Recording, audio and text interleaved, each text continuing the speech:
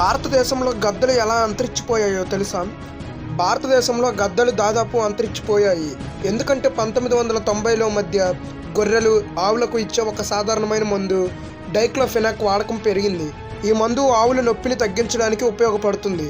కానీ ఆ ఆవులు చనిపోయిన తర్వాత గద్దలు ఆ మాంసాన్ని తిన్నప్పుడు వాటి కిడ్నీలు పాడైపోయి కేవలం కొన్నేళ్లలోనే లక్షలాది గద్దలు చనిపోయాయి. ఒకప్పుడు 5 కోట్లకు పైగా ఉండే గద్దలు ఇప్పుడు సంఖ్య 99%కి పైగా తగ్గిపోయింది. ఇది ప్రపంచ చరిత్రలోనే అతివేగంగా జరిగిన పక్షి అంతరించడం. ఇప్పుడు గద్దలు లేకపోతే ఏం జరుగుతుందంటే, గద్దలు రోజు లక్షలాది టన్నుల జంతువు శవాలను కేవలం 30 నుండి 40 నిమిషాల్లో శుభ్రం చేసేవి. అవి లేకపోవడంతో ఆ శవాలు రోడ్లపై, గ్రామాలలో, నదుల ఒడ్లపై కుప్పలుగా పేరుకుపోయాయి. ఈ కుప్పలు కుళ్ళిపోతుంటే వ్యాధులు వ్యాపిస్తాయి, నీరు కలుషితమైపోతుంది. అంతేకాదు ఆ మాంసం తినడానికి వీధి కుక్కలు సంఖ్య భారీగా పెరిగింది. దాదాపు 55 లక్షల అదనంగా ఈ కుక్కల ర్యాబిస్ వ్యాధి వ్యాప్తి చెందింది. ఫలితంగా 2000 నుంచి 2005 మధ్యలో మాత్రమే గద్దలు అంతరించడం వల్ల దాదాపు 5 లక్షల మంది మనుషులు అదనంగా మరణించారు. అందుకే 2006లో డైక్లోఫెనాక్ని నిషేధించారు.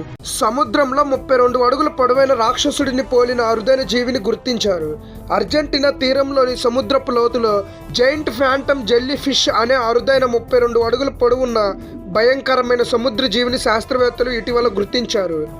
ఈ జీవి సుమారు 830 అడుగుల లోతులో ఉంటుంది. నివేదికల ప్రకారం గత 110 సంవత్సరాలలో ఇది 118 సార్లు కనిపించింది. ఒక వ్యక్తి పదే పదే వేడి నీటితో స్నానం చేస్తే చర్మానికి ఏమవుతుందో తెలుసా? చలికాలంలో తరచుగా వేడి నీళ్లతో స్నానం చేయడం హాయిగా అనిపించినా అది మీ చర్మానికి హాని కలిగిస్తుంది. వేడి నీరు చర్మంపై ఉండే సహజ నూనెలను తొలగిస్తుంది. దీనివల్ల చర్మం పొడిబారి దురద, మంట పుడుతుంది. అధిక వేడి వల్ల చర్మం తన స్థితిస్థాపకలను కోల్పోయి ముడతలు త్వరగా వస్తాయి. వేడి నీటికి బదులు గోరువెచ్చని నీటిని వాడాలి. కేరళలోని శ్రీ అనంత పద్మనాభ స్వామి ఆలయంలోని 2వ బంకర్ని ఎందుకు తెరవడం లేదో తెలుసా? కేరళ శ్రీ పద్మనాభ స్వామి ఆలయానికి ఉన్న ఖనిజాల్లో 2వ బంకర్ వాల్ట్ బి కూడా ఒకటి. ఇతర ఖనిజాలను తెరిచి వాటిని విషయాలను నమోదు చేసినప్పటికీ దీనిని ఇంకా తెరవలేదు. గతంలో ఆలయాన్ని నిర్వహించే ట్రావెన్కోర్ రాజ్ కుటుంబం దానిపై శాపం ఉందని పేర్కొంది. వారి అభ్యంతరాలు జ్యోతిష శాస్త్ర ఆచారం అష్టమంగళ దేవ ప్రశ్నం ఆధారంగా ఉంది. 2020లో సుప్రీంకోర్టు దీనిని తెరిచేందుకు అనుమతులను నిరాకరించింది. ఈ తప్పులు నవజాత శిశువులకు ప్రమాదకరం. నవజాత శిశువులకు గుజ్జు, తేనె లేదా బెల్లం ఇవ్వడం, వారి కళ్ళకు కాజల్, సురుమ పుయ్యడం, గట్టిగా మసాజ్ చేయడం, వారి ముఖం, పెదవులపైన ముద్దు పెట్టుకోవడం వంటివి చేయకూడదు. అలాగే 3 ఏళ్ళు వచ్చే వరకు తేనె అనేది తినిపించకూడదు. వారి చెవుల్లో నూనె పెట్టడం మానుకోండి. 1 సంవత్సరం వరకు ఆవు పాలు ఇవ్వకూడదు. తల్లిపాలు ఇచ్చిన తర్వాత మీ బిడ్డకు తేన్పు వచ్చేలా చేయాలి. ఈ తప్పులు చేస్తే నవజాత శిశువులకు ప్రమాదకరం ఉందని నిపుణులు చెబుతున్నారు. మౌత్ వాష్ వాడితే ఏమవుతుందో తెలుసా? క్రిమినాశక మౌత్ వాష్ను క్రమం తప్పకుండా అధికంగా వాడటం వల్ల గుండె ఆరోగ్యానికి హాని కలుగుతుంది. ప్రయోజనకరమైన నోటి బ్యాక్టీరియా నైట్రిక్ యాసిడ్ను ఉత్పత్తి చేస్తుందని, ఇది రక్త ప్రవాహాన్ని నియంత్రిస్తుందని వివరించారు. మౌత్ వాష్ ఈ బ్యాక్టీరియాను నాశనం చేస్తుంది. దీనివల్ల అధిక రక్తపోటు, మధుమేహం ప్రమాదం పెరుగుతుంది. ఆహారాన్ని సరిగ్గా నమలకుండా తింటే ఏమవుతుందో తెలుసా? వైద్య నిపుణుల ప్రకారం ఆహారాన్ని వేగంగా సరిగ్గా నమలకుండా తింటే అది జీర్ణం అవ్వడానికి ఎక్కువ సమయం పడుతుంది. కొన్నిసార్లు జీర్ణం కాకపోవచ్చు. దీని కారణంగా శరీరానికి పోషకాలు సరిగ్గా అందవు. అలాగే దీనివల్ల కడుపు ఉబ్బరంగా అనిపించడం, కడుపు నొప్పి, మలబద్ధకం వంటి సమస్యలు వస్తాయి. మనం ఎంత తక్కువ సమయంలో ఆహారాన్ని తినడం పూర్తి చేస్తే అంత ఎక్కువ బరువు పెరిగే అవకాశాలు ఉన్నాయి. ఒక వ్యక్తి ప్రతిరోజు 5 గంటలు మాత్రమే నిద్రపోతే ఏం జరుగుతుందో తెలుసా? ఒక వ్యక్తి ప్రతిరోజు 5 గంటలు మాత్రమే నిద్రపోతే అతని శారీరక, మానసిక ఆరోగ్యంపై ప్రతికూల ప్రభావం పడుతుందని నిపుణులు చెప్తున్నారు. తగినంత నిద్ర లేకపోవడం వలన జ్ఞాపక శక్తి, ఏకాగ్రత, మానసిక స్థితి, రోగనిరోధక శక్తి మరియు జీవన శైలిని ప్రభావితం చేస్తుంది. మంచి ఆరోగ్యం కోసం పెద్దలు రోజుకు కనీసం 7 గంటలు నిద్రపోవాలని నిపుణులు సిఫార్సు చేస్తున్నారు. జపాన్ వాళ్ళు ఎందుకు కడుపు నిండా తినరో తెలుసా? అతిగా ఆహారం తీసుకునే అలవాట్లకు కళ్ళెం వేయడానికి జపనీయులు హరా హచిబు అనే సిద్ధాంతం పాటిస్తారు. కడుపు నిండా తినకుండా 80% మాత్రమే ఆహారం తీసుకొని 20% కడుపును ఖాళీగా ఉంచుతారు. ఈ విధానం వల్ల జీర్ణ వ్యవస్థ చురుకుగా పనిచేయడంతో పాటు పొట్ట ఆరోగ్యం మెరుగుపడుతుందనేది నిపుణుల మాట. ఇది ఇతర జీవక్రియలపైన సానుకూల ప్రభావం చూపడం వల్ల సంపూర్ణ ఆరోగ్యం సొంతం అవుతుంది. జాపనీయులు ఎక్కువ కాలం జీవించడానికి ఇది ఒక కారణం. విశాఖపట్నంలో ప్రారంభం కానున్న దేశంలోనే అతి పొడవైన గ్లాస్ బ్రిడ్జ్. విశాఖపట్నంలో నిర్మించిన గ్లాస్ బ్రిడ్జ్కి సంబంధించిన వీడియో సోషల్ మీడియాలో వైరల్ అవుతున్నాయి. కైలాసగిరి కొండలపై నిర్మించిన ఈ గ్లాస్ బ్రిడ్జ్ అనేది దేశంలోనే అతి పొడవైన గ్లాస్ బ్రిడ్జ్. ఇది సుమారు 55 మీటర్ల పొడవు ఉంటుంది. అలాగే 265 మీటర్లు ఎత్తైన స్కై వాక్ అని నివేదికలు తెలిపాయి. ఈ గ్లాస్ బ్రిడ్జ్ వచ్చే వారంలో ప్రారంభించే అవకాశం ఉందని చెప్పాయి. దీని ద్వారా సముద్ర అందాలను వీక్షించవచ్చు. భారత్లోని ఏ రాష్ట్రాల్లో జెడ్ జనాభా అధికంగా ఉందో తెలుసా? ఇండియా ఇన్ పిక్సెల్స్ సేకరించిన డేటా ప్రకారం భారత్లోని రాష్ట్రాలు, కేంద్ర పాలిత ప్రాంతాలలో జెడ్ జనాభా అధికంగా బీహార్లో ఉంది. బీహార్ జనాభాలో 32.5% జెడ్ వారే. దాని తర్వాత జమ్మూ కాశ్మీర్లో 30.8%, జార్ఖండ్లో 30.7%, ఉత్తరప్రదేశ్లో 30%, రాజస్థాన్లో 29.2% ఉన్నాయి. డేటా ప్రకారం ఈశాన్య రాష్ట్రాలు, అస్సాం మినహా కూడా 29.2% జెడ్ జనాభా కలిగి ఉన్నాయి.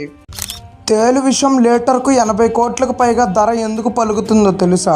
డెత్ స్టాకర్ జాతి తేలు విషం లీటర్కు 80 కోట్లకు పైగా ఖరీదు ఉంటుంది. జాతిని బట్టి ఇతర తేలులు లీటర్ విషం కోట్లలోనే ఉంటుంది. తేలు నుంచి ఒక ప్రయత్నంలో 2 మిల్లీగ్రాముల విషాన్ని మాత్రమే సేకరించవచ్చు. లీటర్ సేకరించాలంటే వేల రోజులు ఎదురు చూసి లక్షల సార్లు శ్రమించాలి. క్యాన్సర్, ట్యూమర్లు, మలేరియా, డయాబెటిస్ సంబంధిత అనేక పరిశోధనలలో ఈ విషయం చూపిస్తున్న సానుకూల ఫలితాలకు కారణంగా ధర ఆకాశాన్ని అంటుతుంది. మీ బెడ్రూమ్లో ఉండే ఈ 3 ప్రమాదకర వస్తువులను వెంటనే తీసివేయండి. 1 లేదా 2 ఏళ్లకు పైబడి వాడుతున్న దిండ్లు వల్ల శ్వాసకోశ సమస్యలు, చర్మ వ్యాధులు వచ్చే ముప్పు ఉందని నిపుణులు చెబుతున్నారు. సింథటిక్ ఎయిర్ ఫ్రెషనర్స్లలో ఉండే రసాయనాలు పునరుత్పత్తి వ్యవస్థకు హాని కలిగిస్తాయని, ఆస్తమా వంటి సమస్యలకు దారితీస్తాయని తెలిపారు. 7 నుండి 10 ఏళ్లకు పైబడిన పరుపులు దీర్ఘకాలిక నడుము నొప్పికి కారణమవుతాయని వివరించారు. ఈ 3టిని వెంటనే పారేయాలని సూచించారు. వానాకాలంలో ఖచ్చితంగా కాకరకాయను ఎందుకు తినమని చెబుతారో తెలుసా? వర్షాకాలంలో కాకరకాయను తినడం ద్వారా ఎన్నో ప్రయోజనాలు ఉన్నాయని ఆరోగ్య నిపుణులు చెబుతున్నారు. కాకరకాయలో ఉండే విటమిన్ సి, ఫ్లవనాయిడ్స్, పాలిఫెనాల్స్ వంటి యాంటీ ఆక్సిడెంట్లు రోగనిరోధక శక్తిని పెంచి జలుబు, ఫ్లూ వంటి వ్యాధుల నుంచి రక్షిస్తాయి. అలాగే మటుమలు, ఫంగల్ ఇన్ఫెక్షన్ నుంచి కాకర కాపాడుతుంది. జీర్ణ ప్రక్రియ, కాలేయ పనితీరును మెరుగుపరుస్తుంది. రక్తాన్ని శుద్ధి చేసి శరీరంలోని విష పదార్థాలను బయటకు పంపిస్తుంది.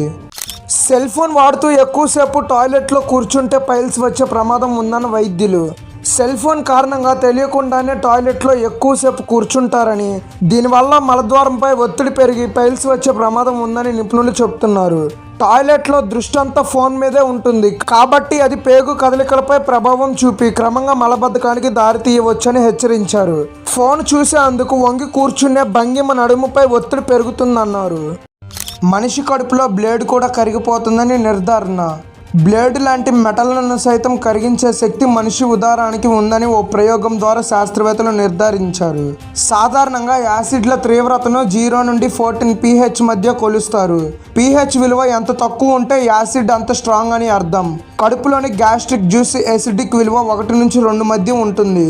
గడ్డం చేసుకునే బ్లేడులను ఈ గ్యాస్ట్రిక్ జ్యూస్లో వేసినప్పుడు 2 గంటలలో అది ఒకవైపు పూర్తిగా కరిగిపోతుంది. కొంతమంది ఎంత తిన్నా సన్నగానే ఎందుకు ఉంటారో తెలుసా? కొంతమంది ఎంత తిన్నా సన్నగానే ఉంటారని, వారి వేగవంతమైన అధిక జీవక్రియ క్యాలరీలను సులభంగా కరిగించడమే దీనికి కారణమని ఆరోగ్య నిపుణులు తెలిపారు. ఆకలిని తగ్గించి బరువును అదుపులో ఉంచే లెప్టిన్ అనే హార్మోన్ వీరిలో ఆహార కోరికలను నియంత్రిస్తుంది. జన్యుశాస్త్రం, నిద్ర విధానాలు, జీవనశైలి అలవాట్లు, ఆహార ఎంపికలు, శారీరక శ్రమ, జీర్ణ వ్యవస్థ వారి బరువు నిర్వహణకు దోహదం చేస్తాయని చెప్పారు. హుస్సేన్ సాగర్లో బుద్ధుడి విగ్రహం మునిగిపోయినప్పుడు ఏం జరిగిందో తెలుసా? హైదరాబాద్లోని హుస్సేన్ సాగర్లో ప్రతిష్ఠించేందుకు 1990 మార్చి 10న బుద్ధుడి విగ్రహాన్ని భారీ పడవపైకి చేర్చారు. కానీ 100 మీటర్లు ప్రయాణించగానే పడవ కుదుపులకు లోన ఏకశిలపై చెక్కిన ఆ విగ్రహం నెమ్మదిగా నీటిలోకి జారిపోయింది. విగ్రహ ఏర్పాటు పనులు చేస్తున్న 10 మంది సైతం విగ్రహంతో పాటు జల సమాధి అయ్యారు. దాదాపు 3 ఏళ్ల తర్వాత ఆ విగ్రహాన్ని నీటి నుండి బయటకు తీసి 1992 డిసెంబర్ 1న అప్పటి ముఖ్యమంత్రి ఎన్టీ రామారావు గారు దాన్ని ప్రతిష్ఠించారు. భూమికి మరో కొత్త చంద్రుడు ఉన్నట్లు గుర్తించిన పరిశోధకులు భూమికి ఇప్పుడు 2 చంద్రులు ఉన్నారనే వార్తలలో సోషల్ మీడియాలో హోరెత్తుతుంది. ఎందుకంటే 2 చంద్రుడు 2025 PN7 అనే చిన్న గ్రహశకలంతో ముడిపడి ఉందని సమాచారం. దీనిని క్వాసీ మూన్ అంటారు. దీనిని మొదట హవాయి విశ్వవిద్యాలయ పరిశోధకుల బృందం ఒక సాధారణ టెలిస్కోప్ సర్వే సందర్భంగా గమనించింది. హవాయిలోని మౌంట్ హెలికాలాపై దీనిని గుర్తించారు. దోమలు చెవుల దగ్గర ఎందుకు చప్పుడు చేస్తాయో తెలుసా? మానవ శ్వాస, శరీరం వేడి మరియు చెమట నుంచి విడుదలయ్యే కార్బన్ డైఆక్సైడ్ CO2కు దోమలు ఆకర్షణీయమవుతాయి. అవి 50 మీటర్ల దూరం నుంచే CO2ను గ్రహించగలవు. ముక్కు మరియు నోటి నుంచి విడుదలయ్యే CO2 వల్ల అవి మన తల, చెవులు చుట్టూ తిరుగుతూ రెక్కలు ఆడిస్తున్నప్పుడు వాటి చప్పుడును మనం మరింత స్పష్టంగా వింటాం. దోమలు సెకండ్కు 1000 సార్లు రెక్కలను ఆడిస్తాయి. మగదోమల కంటే ఆడదోమల రెక్కల శబ్దం ఎక్కువ. చికెన్ లేదా మటన్లో ఏది ఆరోగ్యానికి మంచిదో తెలుసా? మటన్లో ఉండేది రెడ్ మీట్ అని, ఇందులో ఎక్కువగా ఉండే సాచురేటెడ్ ఫ్యాట్స్ చెడు కొలెస్ట్రాల్ను పెంచుతాయని శాస్త్రవేత్తలు చెబుతున్నారు. తరచూ మటన్ తినేవారికి పక్షవాతం, గుండెపోటు ఎక్కువగా వచ్చే ముప్పు ఉందని తెలిపారు. చికెన్లో లీన్ ప్రోటీన్ అధికంగా ఉంటుందని, ఇందులో ఫ్యాట్ కంటెంట్ తక్కువని వివరించారు.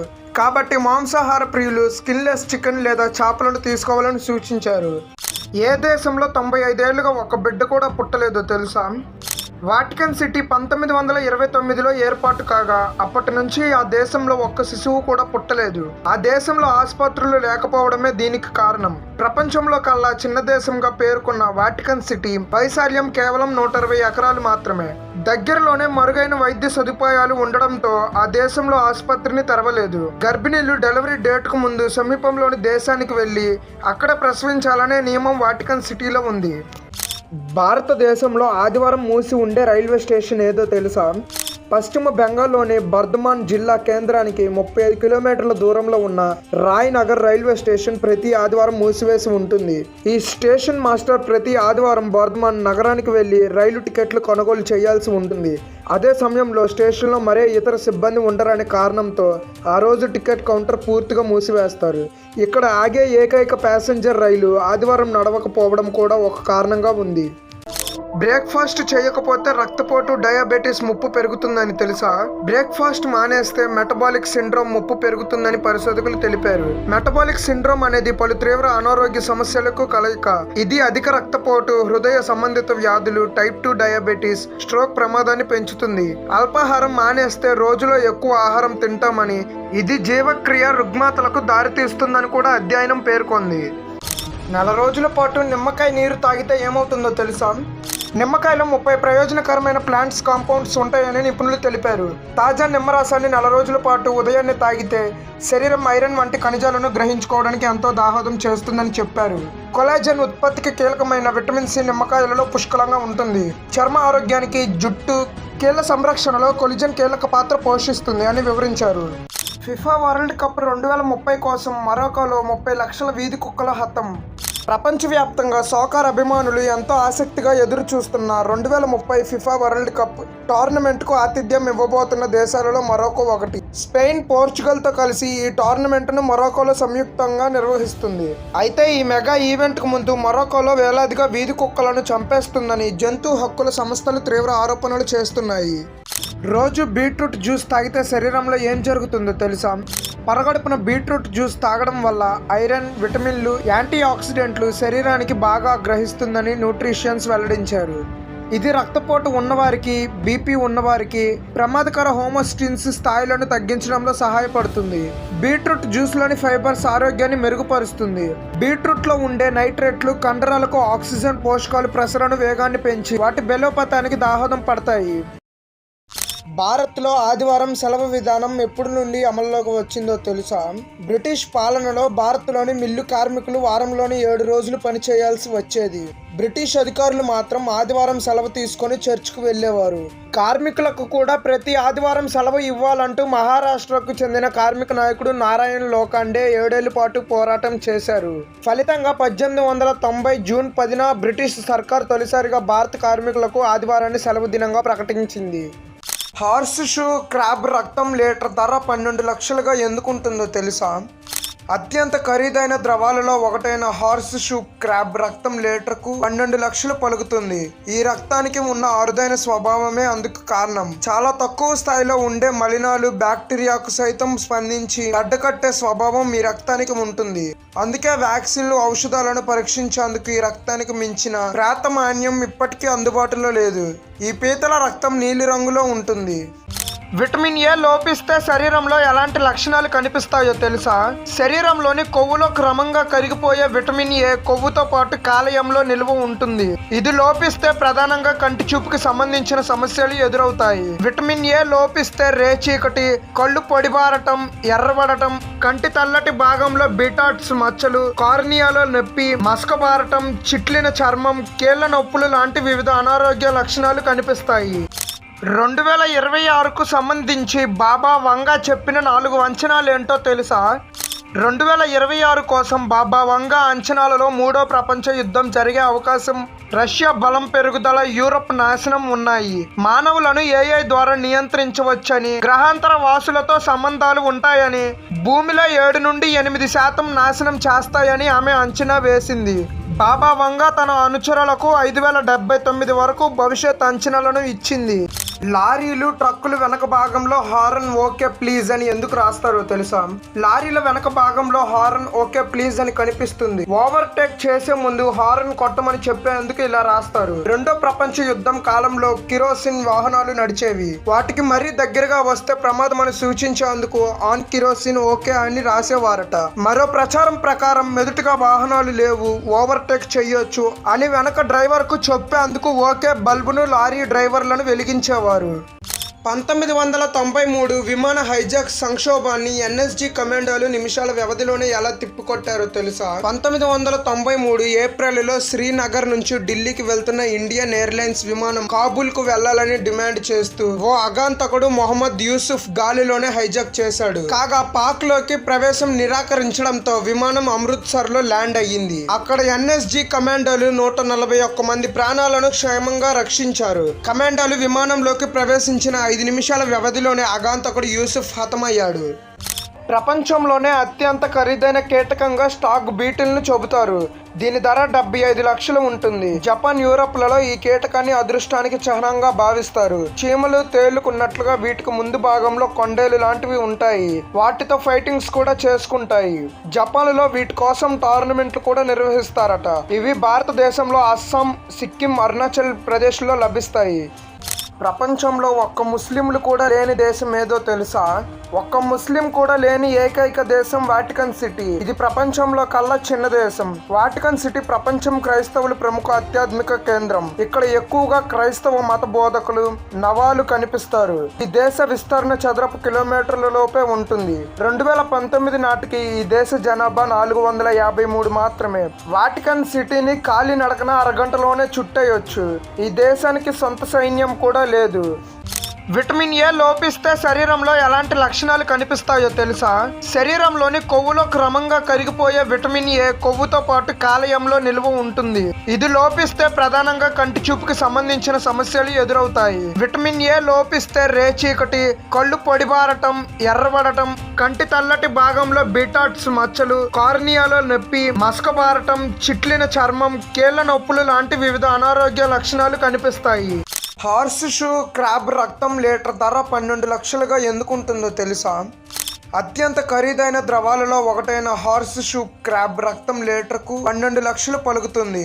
ఈ రక్తానికి ఉన్న అరుదైన స్వభావమే అందుకు కారణం. చాలా తక్కువ స్థాయిలో ఉండే మలినాలు బ్యాక్టీరియాకు సైతం స్పందించి గడ్డకట్టే స్వభావం ఈ రక్తానికి ఉంటుంది. అందుకే వ్యాక్సిన్లు, ఔషధాలను పరీక్షించేందుకు ఈ రక్తానికి మించిన ప్రాతమాన్యం ఇప్పటికీ అందుబాటులో లేదు. ఈ పీతల రక్తం నీలి రంగులో ఉంటుంది. ఊహించండి, మీరు డైలీ స్వీట్స్ లేదా చాక్లెట్స్ తిన్నారు. అందులో ఉన్న షుగర్ నోటి నుంచి కడుపులోకి వెళ్ళి రక్తంలో కలిసిపోతుంది. ఆ బ్లడ్ షుగర్ లెవెల్ ఒక్కసారిగా పైకి ఎగిరిపోతుంది.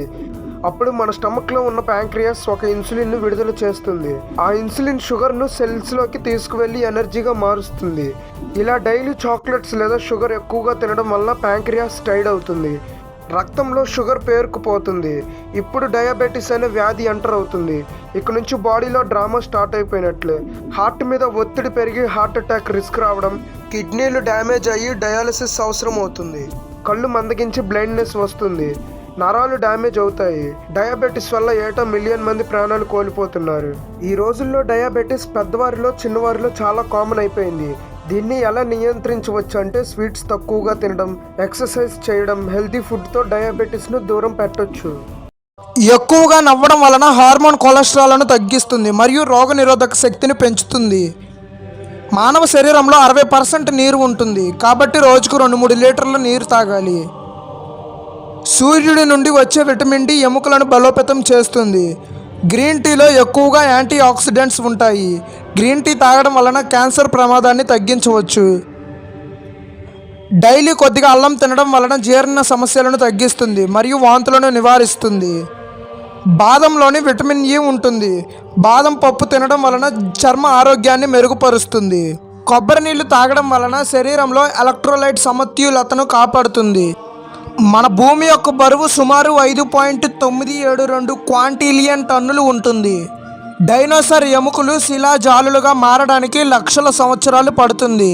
చంద్రుడిపై గురుత్వాకర్షణ శక్తి భూమిపై కంటే 6 రెట్లు తక్కువ. లైట్ 1 సెకండ్లో 29,90,92,458 మీటర్లు ప్రయాణిస్తుంది. ఒక మనిషి యొక్క DNA 99.9% ఒకేలా ఉంటుంది, కానీ 0.1% తేడా వ్యక్తిగత లక్షణాలను నిర్ణయిస్తుంది. భూమిపై సుమారు 1500 చురుకైన అగ్నిపర్వతాలు ఉన్నాయి. భూమిపై ఆక్సిజన్లో సగం సముద్రంలోని ఫైటో ప్లాంక్టన్ నుండి వస్తుంది. ఒక మెరుపు సమయంలో ఉష్ణోగ్రత సూర్యుడి ఉపరితలం కంటే 5 రెట్లు వేడిగా ఉంటుంది. 2025 నాటికి ప్రపంచంలో సుమారు 5 బిలియన్ల మంది ఇంటర్నెట్ ఉపయోగిస్తున్నారు. వైఫై అనే పేరు వైర్లెస్ ఫిడిలిటీ నుండి వచ్చింది. ఆర్టిఫిషియల్ ఇంటెలిజెన్స్ 2025లో వైద్యం, రవాణా మరియు విద్యా విప్లవాత్మక మార్పులు తెచ్చింది. 5G నెట్వర్క్ 4G కంటే 100 రెట్లు వేగవంతమైనది. మొదటి కంప్యూటర్ ENIAC 1945లో 27 టన్నుల బరువుతో తయారయ్యింది. డ్రోన్స్ ఇప్పుడు వైద్య సామాగ్రి డెలివరీకి ఉపయోగపడుతున్నాయి. క్వాంటమ్ కంప్యూటర్లు సాంప్రదాయ కంప్యూటర్ల కంటే లక్షల రెట్లు వేగవంతమైనవి. అమెజాన్ వర్షారణ్యం భూమిపై 20% ఆక్సిజన్ను ఉత్పత్తి చేస్తుంది. ప్రతి సంవత్సరం సముద్రంలో 5 ట్రిలియన్ ప్లాస్టిక్ ముక్కలు తేలుతున్నాయి. 19వ శతాబ్దం నుండి భూమి ఉష్ణోగ్రత 1.1 డిగ్రీ సెల్సియస్ పెరుగుతూ వచ్చింది. ఒక చెట్టు సంవత్సరానికి 48 పౌండ్ల కార్బన్ డయాక్సైడ్ను శోషిస్తుంది. సముద్రాలు భూమి ఉపరితలంలో 71% కవర్ చేస్తాయి. ఒక బ్లూ వేల్ సుమారు 200 టన్నుల బరువు ఉంటుంది. హమ్మింగ్ బర్డ్ 1 సెకండ్లలో 80 సార్లు రెక్కలు ఆడించగలదు. సహారా ఎడారి ఆఫ్రికా ఖండంలో 9.2 మిలియన్ చదరపు కిలోమీటర్లు విస్తరించి ఉంది. అంటార్క్టికాలోని మంచు 70% తాజా నీటిని కలిగి ఉంది. రెఫ్లేసియా పుష్పం ప్రపంచంలో అతిపెద్ద పుష్పం. ఇది సుమారు 10 కిలోల బరువు వరకు ఉంటుంది. ఈజిప్ట్లోని గీజా పిరమిడ్లను 4500 సంవత్సరాల క్రితం నిర్మించబడింది. భారతీయ శాస్త్రీయ సంగీతం 7 స్వరాలపై ఆధారపడి ఉంది. యోగా 5000 సంవత్సరాల క్రితం భారతదేశంలో ఉద్భవించింది. తిరుమల వెంకటేశ్వర స్వామి ఆలయం ప్రపంచంలోనే అత్యంత ధనికమైన ఆలయంలో ఒకటి. భారతదేశంలో సుమారు 19,500 కంటే ఎక్కువ భాషలు మరియు మండలికాలు మాట్లాడబడతాయి. ఒక నీలి తిమింగలం సుమారు 30 మీటర్ల పొడవు ఉంటుంది. గోధుమలు ప్రపంచంలోనే అత్యంత ప్రాచీనమైన ఆహార పంట. ఒక మనిషి బాడీ 60% వాటర్తో నిండి ఉంటే ఒక బ్రెయిన్ మాత్రమే 75% నీటితో ఉంటుంది. ఒక రోజులో సుమారు 86,400 సెకండ్లు ఉంటాయి. నక్కలు ఒంటరిగా ఉండే జంతువులు, సమూహాలలో కాదు. తిమింగలాలు నీటిలో నిద్రపోతాయి కానీ మునగవు. అమెజాన్ రెయిన్ ఫారెస్ట్లో 400 కోట్లకు పైగా చెట్లు ఉన్నాయి. బ్లాక్ ప్యాంథర్ అనేది ప్రత్యేక జాతి కాదు, నల్ల చిరుతపులి. జిరాఫీలు 24 గంటలలో కేవలం 5 నిమిషాలు మాత్రమే నిద్రపోతాయి. ఆంధ్రప్రదేశ్లోని తాడేపల్లిగూడెంలో ప్రపంచంలోనే అతిపెద్ద మామిడి తోట ఉంది. చార్మినార్ 1591లో నిర్మించబడింది. తెలుగు భాష ప్రపంచంలోనే 4వ అత్యధికంగా మాట్లాడే భాష. రామాయణంలోని శ్రీరాముడి పేరు 27,600 సార్లు వచ్చింది. సూర్యుడి యొక్క కిరణాలు భూమి మీదకి చేరడానికి 8 నిమిషాలు పడుతుంది. శనిగ్రహం నీటి మీద తేలగలదు ఎందుకంటే అది తేలికైనది. నక్షత్రాలు రాత్రిపూట కనిపించడానికి కారణం సూర్యకాంతి వాటిపై పడడం. చంద్రుడు ప్రతి సంవత్సరం భూమి నుండి 3.8 సెంటీమీటర్లు దూరంగా జరుగుతున్నాడు. ఒక మిల్కీవే గెలాక్సీలో 100 బిలియన్ నక్షత్రాలు ఉన్నాయి. మన కళ్ళు సుమారు 1 కోటి రంగులను గుర్తించగలవు.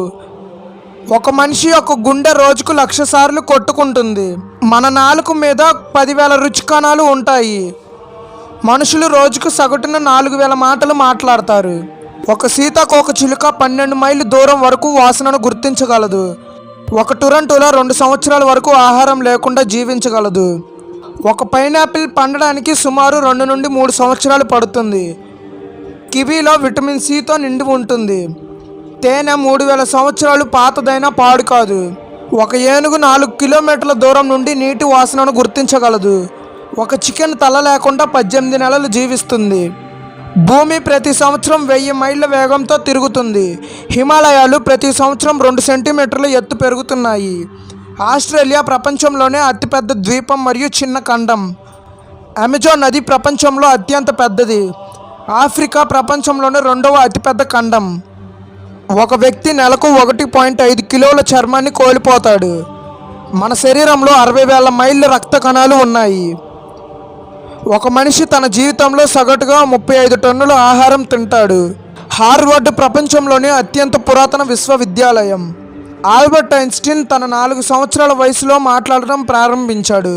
1 టన్ను కాగితం రీసైకిల్ చేయడం వలన 17 చెట్లు కాపాడబడతాయి. ప్లాస్టిక్ కుళ్ళిపోవడానికి 1000 సంవత్సరాలు పడుతుంది. భూమిపై 71% నీరు ఉంటే 29% భూమి మాత్రమే ఉంది. ఒక వర్షపు చెట్టు రోజుకు 1000 లీటర్ల నీటిని ఆవిరి చేస్తుంది. ఈ ఫ్రూట్స్ మీ లివర్ కిడ్నీలను డీటాక్సిక్స్ చేస్తాయి. కొన్ని పండ్లను ప్రతిరోజు తీసుకోవడం వల్ల మీ లివర్ కిడ్నీలోని హానికర పదార్థాలు బయటకు వెళ్ళిపోతాయి. నిమ్మకాయ, పైనాపిల్, పుచ్చకాయ, బ్లూబెర్రీస్, యాపిల్, దబ్బపండు, క్రాన్బెర్రీస్, అవకాడో వంటి పళ్ళు తీసుకోవడం వలన మీ లివర్ కిడ్నీలోని హానికర పదార్థాలు బయటకు వెళ్ళిపోతాయి. అలాగే స్టమక్ని డీటాక్సిక్స్ చేస్తాయి. ఎడమవైపు తిరిగి నిద్రపోవడం వల్ల ఎన్ని లాభాలు ఉన్నాయో తెలుసా? ఎడమవైపు తిరిగి నిద్రపోవడం వల్ల గుండెకు రక్త ప్రసరణ బాగా జరుగుతుంది. దీంతో హృదయంపై ఒత్తిడి తగ్గుతుంది. అలాగే గ్యాస్ సమస్యలను తగ్గించుకోవచ్చు. జీర్ణ ప్రక్రియ మెరుగుపడుతుంది. ఆరోగ్యంగా ఉంటారు. సరిగ్గా ఎడమవైపు తిరిగి నిద్రపోవడం వల్ల వెన్నెముకకు ఒత్తిడి కలగదు. హాయిగా ప్రశాంతంగా నిద్రపోవచ్చు. అలాగే ఒళ్ళు నొప్పులు తగ్గుతాయి. శ్వాస బాగా అందుతుంది. దోమలకు ఇష్టమైన బ్లడ్ గ్రూప్ ఏంటో తెలుసా? దోమలు కుట్టడం వల్ల మనిషికి అనేక జబ్బులు వస్తాయి. డెంగ్యూ, మలేరియా, చికెన్ గున్యా వంటి జబ్బులు దోమల ద్వారా వస్తాయి. ఈ దోమలు కూడా ఎవరిని పడితే వారిని కుట్టవు. వాటికి నచ్చిన బ్లడ్ గ్రూప్ ఉన్నవారిని మాత్రమే ఎక్కువగా కుడతాయట. కొందరిని కుట్టకపోవడం, కొందరిని ఎక్కువగా కుట్టడం వెనక దోమలకు ఆకర్షణకు కారణమే జీవనశైలి, ఆహారమే ప్రధాన కారణాలు అని తాజా రిపోర్టులు చెప్తున్నాయి. ఓ బ్లడ్ గ్రూప్తో పాటు ఏ బ్లడ్ గ్రూప్ వారినే దోమలు ఎక్కువగా కుడతాయని నిపుణులు చెప్తున్నారు. ఇంట్రెస్టింగ్ విషయం ఏమిటంటే ఈ దోమలలో కేవలం ఆడదోమలు మాత్రమే మనుషులను కుడతాయి. రోజు రాగి జావ తాగితే ఏమవుతుందో తెలుసా? రాగి జావ ఆరోగ్యానికి ఎంతో మేలు చేస్తుంది. ఇందులో ఉండే ఫైబర్ బరువును తగ్గించడంలో సహాయపడుతుంది. రాగి జావలో ఉండే కాల్షియం పోషకాలు శరీరానికి ఎంతగానో ఉపయోగపడతాయి. ఉదయం వేళ ఖాళీ కడుపుతో రాగి జావ తీసుకుంటే తక్షణ శక్తితో పాటు ఎముకలు బలోపేతాన్ని చేస్తుంది. రాగి జావకు ప్రతిరోజు ఒక సమయం కేటాయించాలి.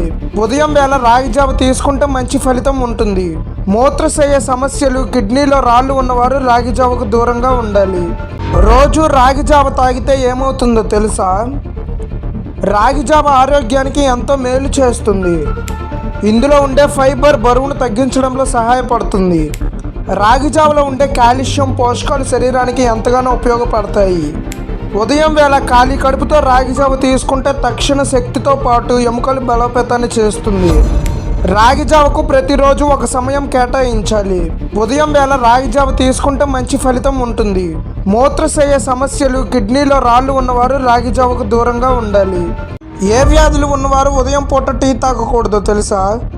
ఎసిడిటీతో బాధపడుతున్న వారు ఉదయం టీ తాగితే వారి సమస్య రోజు ప్రారంభం నుంచే పెరుగుతుందని వైద్య నిపుణులు సూచిస్తున్నారు. అధిక రక్తపోటు సమస్యతో బాధపడేవారు ఉదయం టీ తాగడం వల్ల గుండెపై ఒత్తిడి పెరుగుతుంది. అయితే మీరు హెర్బల్ టీ తాగడం ఉత్తమం. చర్మ సమస్యలు ఉన్నవారు ఉదయం టీని స్కిప్ చేయడం మంచిది. వాంతులు, విరోచనాలు, కడుపు నొప్పి, మలబద్ధకం, అజీర్ణంతో బాధపడేవారు కూడా మార్నింగ్ టీ తాగడం చాలా డేంజర్. రోజుకు ఒక అరటిపండు తినటం వలన ఏం జరుగుతుందో తెలుసా? అరటిపండును ఒక నెల పాటు నిరంతరం తినడం వల్ల పొట్టకు చాలా ప్రయోజనం చేకూరుతుంది. ఇది జీర్ణశక్తిని మెరుగుపరుస్తుంది, మలబద్ధకానికి సంబంధించిన సమస్యల నుండి ఉపశమనం కలిగిస్తుంది. అరటిపండు బీపీని అదుపులో ఉంచుతుంది. రోజు ఒక అరటిపండు తింటే కిడ్నీలు ఆరోగ్యంగా ఉంటాయి. ఇది మూత్రపిండాల పనితీరును కూడా మెరుగుపరుస్తుంది. అరటిపండు రోగ నిరోధక శక్తిని పెంచుతుంది. ఇందులో మెగ్నీషియం, కాల్షియం పుష్కలంగా ఉంటాయి. ఇవి ఎముకల ఆరోగ్యానికి సహాయపడతాయి. చాక్లెట్లు తినడం వలన ఎన్ని లాభాలు ఉన్నాయో తెలుసా? డార్క్ చాక్లెట్స్ చాలా మంచిదని నిపుణులు చెప్తున్నారు. ఈ డార్క్ చాక్లెట్లలో చక్కెర స్థాయి తక్కువగా ఉంటుంది. డార్క్ చాక్లెట్లు తినడం వల్ల ఆరోగ్యానికి మేలు జరుగుతుందని పలు పరిశోధనలు కూడా వెల్లడించాయి.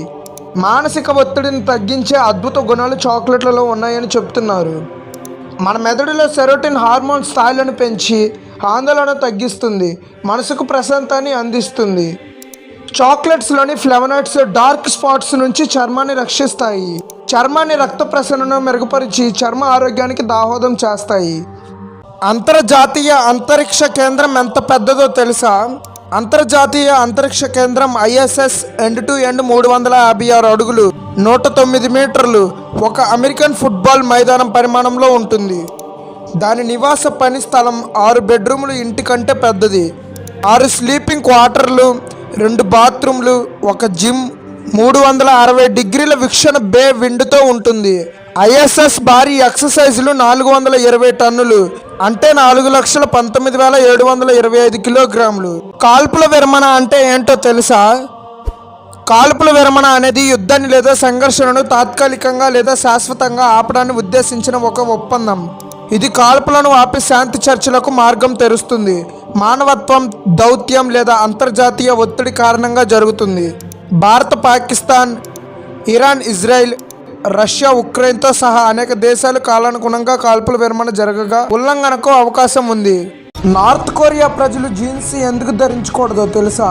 నార్త్ కొరియాలో జీన్స్ వేసుకోవడం శిక్షారహితమైన నేరం.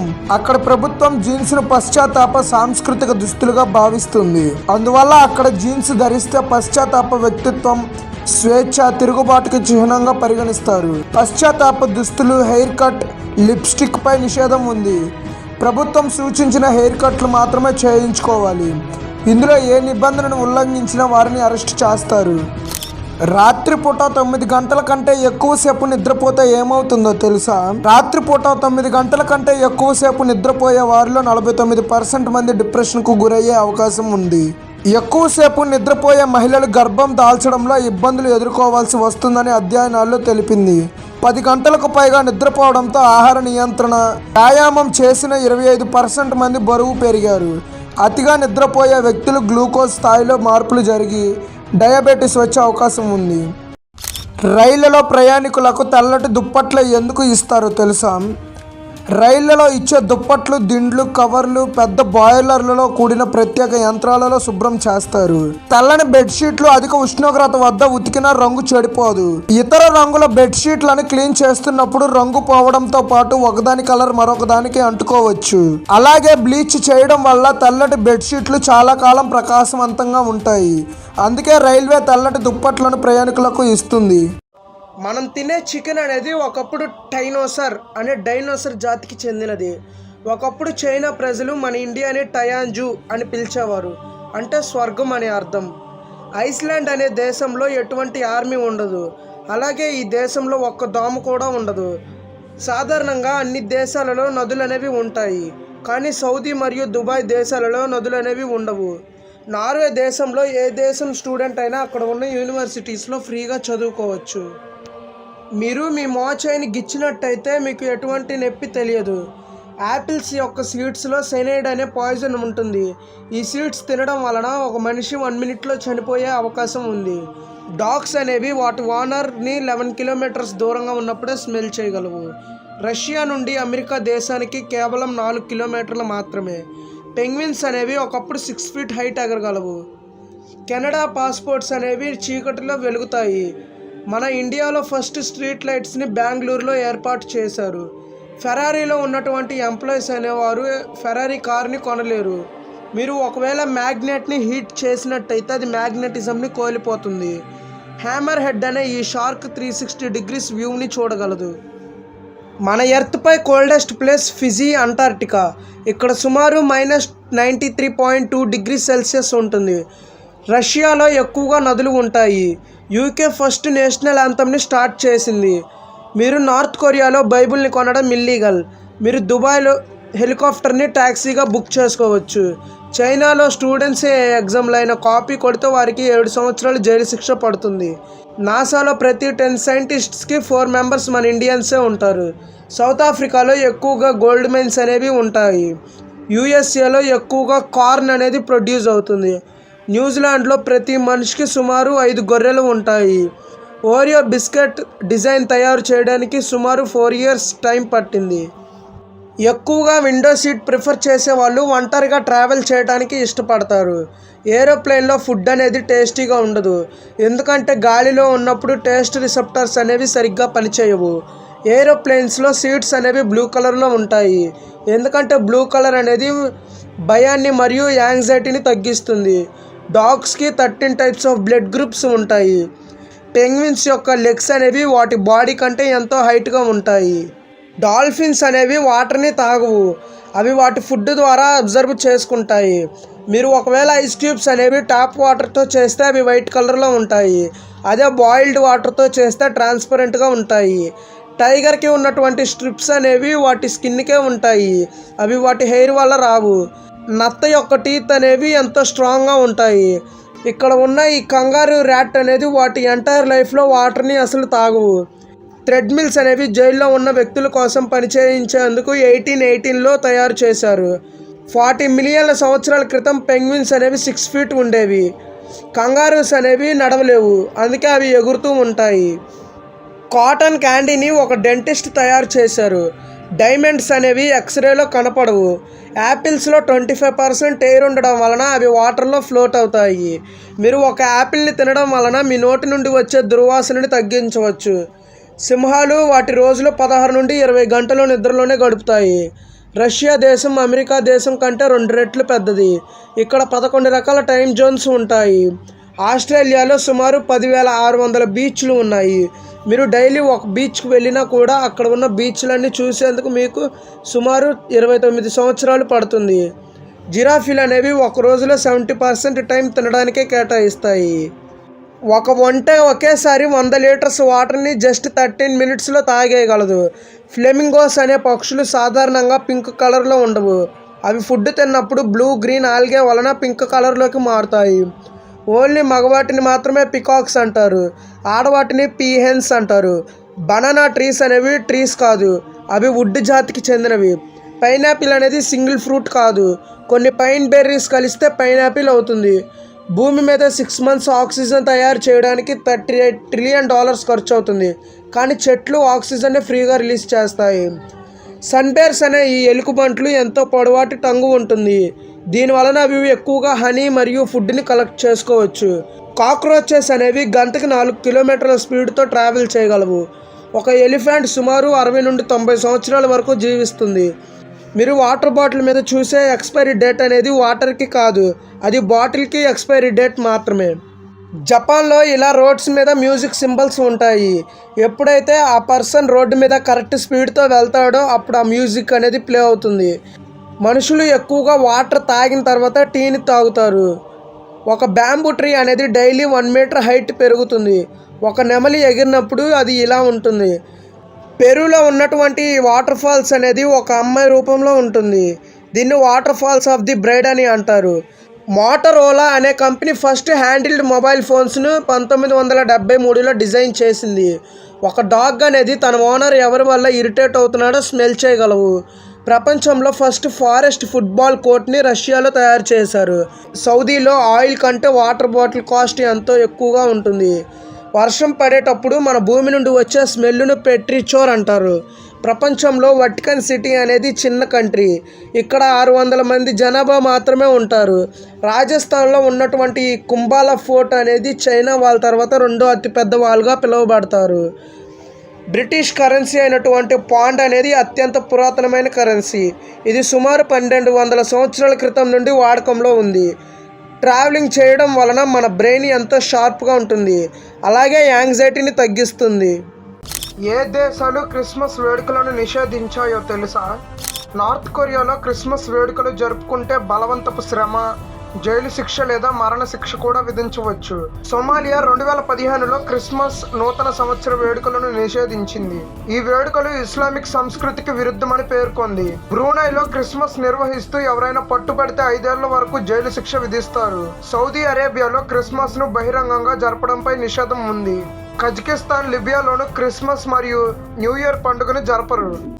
మనిషి గుండెను నిమిషాల్లోనే ఆపే విష జంతువు ఏదో తెలుసా? ఆస్ట్రేలియన్ బాక్స్ జెల్లీ ఫిష్ను భూమిపై అత్యంత ప్రాణాంతకమైన విష జంతువుగా పరిగణిస్తారు. ఇది ఆస్ట్రేలియా అగ్నేషియాలోని ఉష్ణమండల జలాల్లో నివసిస్తుంది. దాదాపు ప్రమాదకరంగా ఉండడం వల్ల చూడడం చాలా కష్టంగా ఉంటుంది. ఇది గుండె నాడీ వ్యవస్థపై ప్రభావం చూపే విషాన్ని ఇంజెక్ట్ చేస్తుంది. దీని విషం ఆరోగ్యకరమైన వ్యక్తిని కూడా నిమిషాల్లో చంపేయగలదు. ఈ జీవి కారణంగా ఆస్ట్రేలియాలో 70కి పైగా మరణాలు నమోదయ్యాయి. పుట్టగానే నవజాత శిశువులు ఎందుకు ఏడుస్తారో తెలుసా? పిల్లలు పుట్టినప్పుడు నొప్పితో ఏడవరని శాస్త్రవేత్తలు తెలిపారు. కడుపులో ఉన్నప్పుడు శిశువు ఊపిరితిత్తుల్లో ద్రవం నిండి ఉంటుంది. ఆక్సిజన్ అంతా బొడ్డుతాడు నుంచి అందుతుంది. పుట్టినప్పుడు మొదటిసారి గాలి ఊపిరితిత్తుల్లోకి ప్రవేశిస్తుంది. ఈ ఒత్తిడితో గాలి సంచులు తెరుచుకుంటాయి. దీనివల్ల ఏడుపు మొదలవుతుందని ఆ నివేదిక పేర్కొంది. వైద్యులు దీన్ని శిశువు శరీర వ్యవస్థ ఆన్ అయిందని మొదటి క్షణంగా చెబుతారు. మీకు గోర్లు కొరికే అలవాటు ఉందా? అయితే గోర్లు కొరికితే ఏమవుతుందో తెలుసా?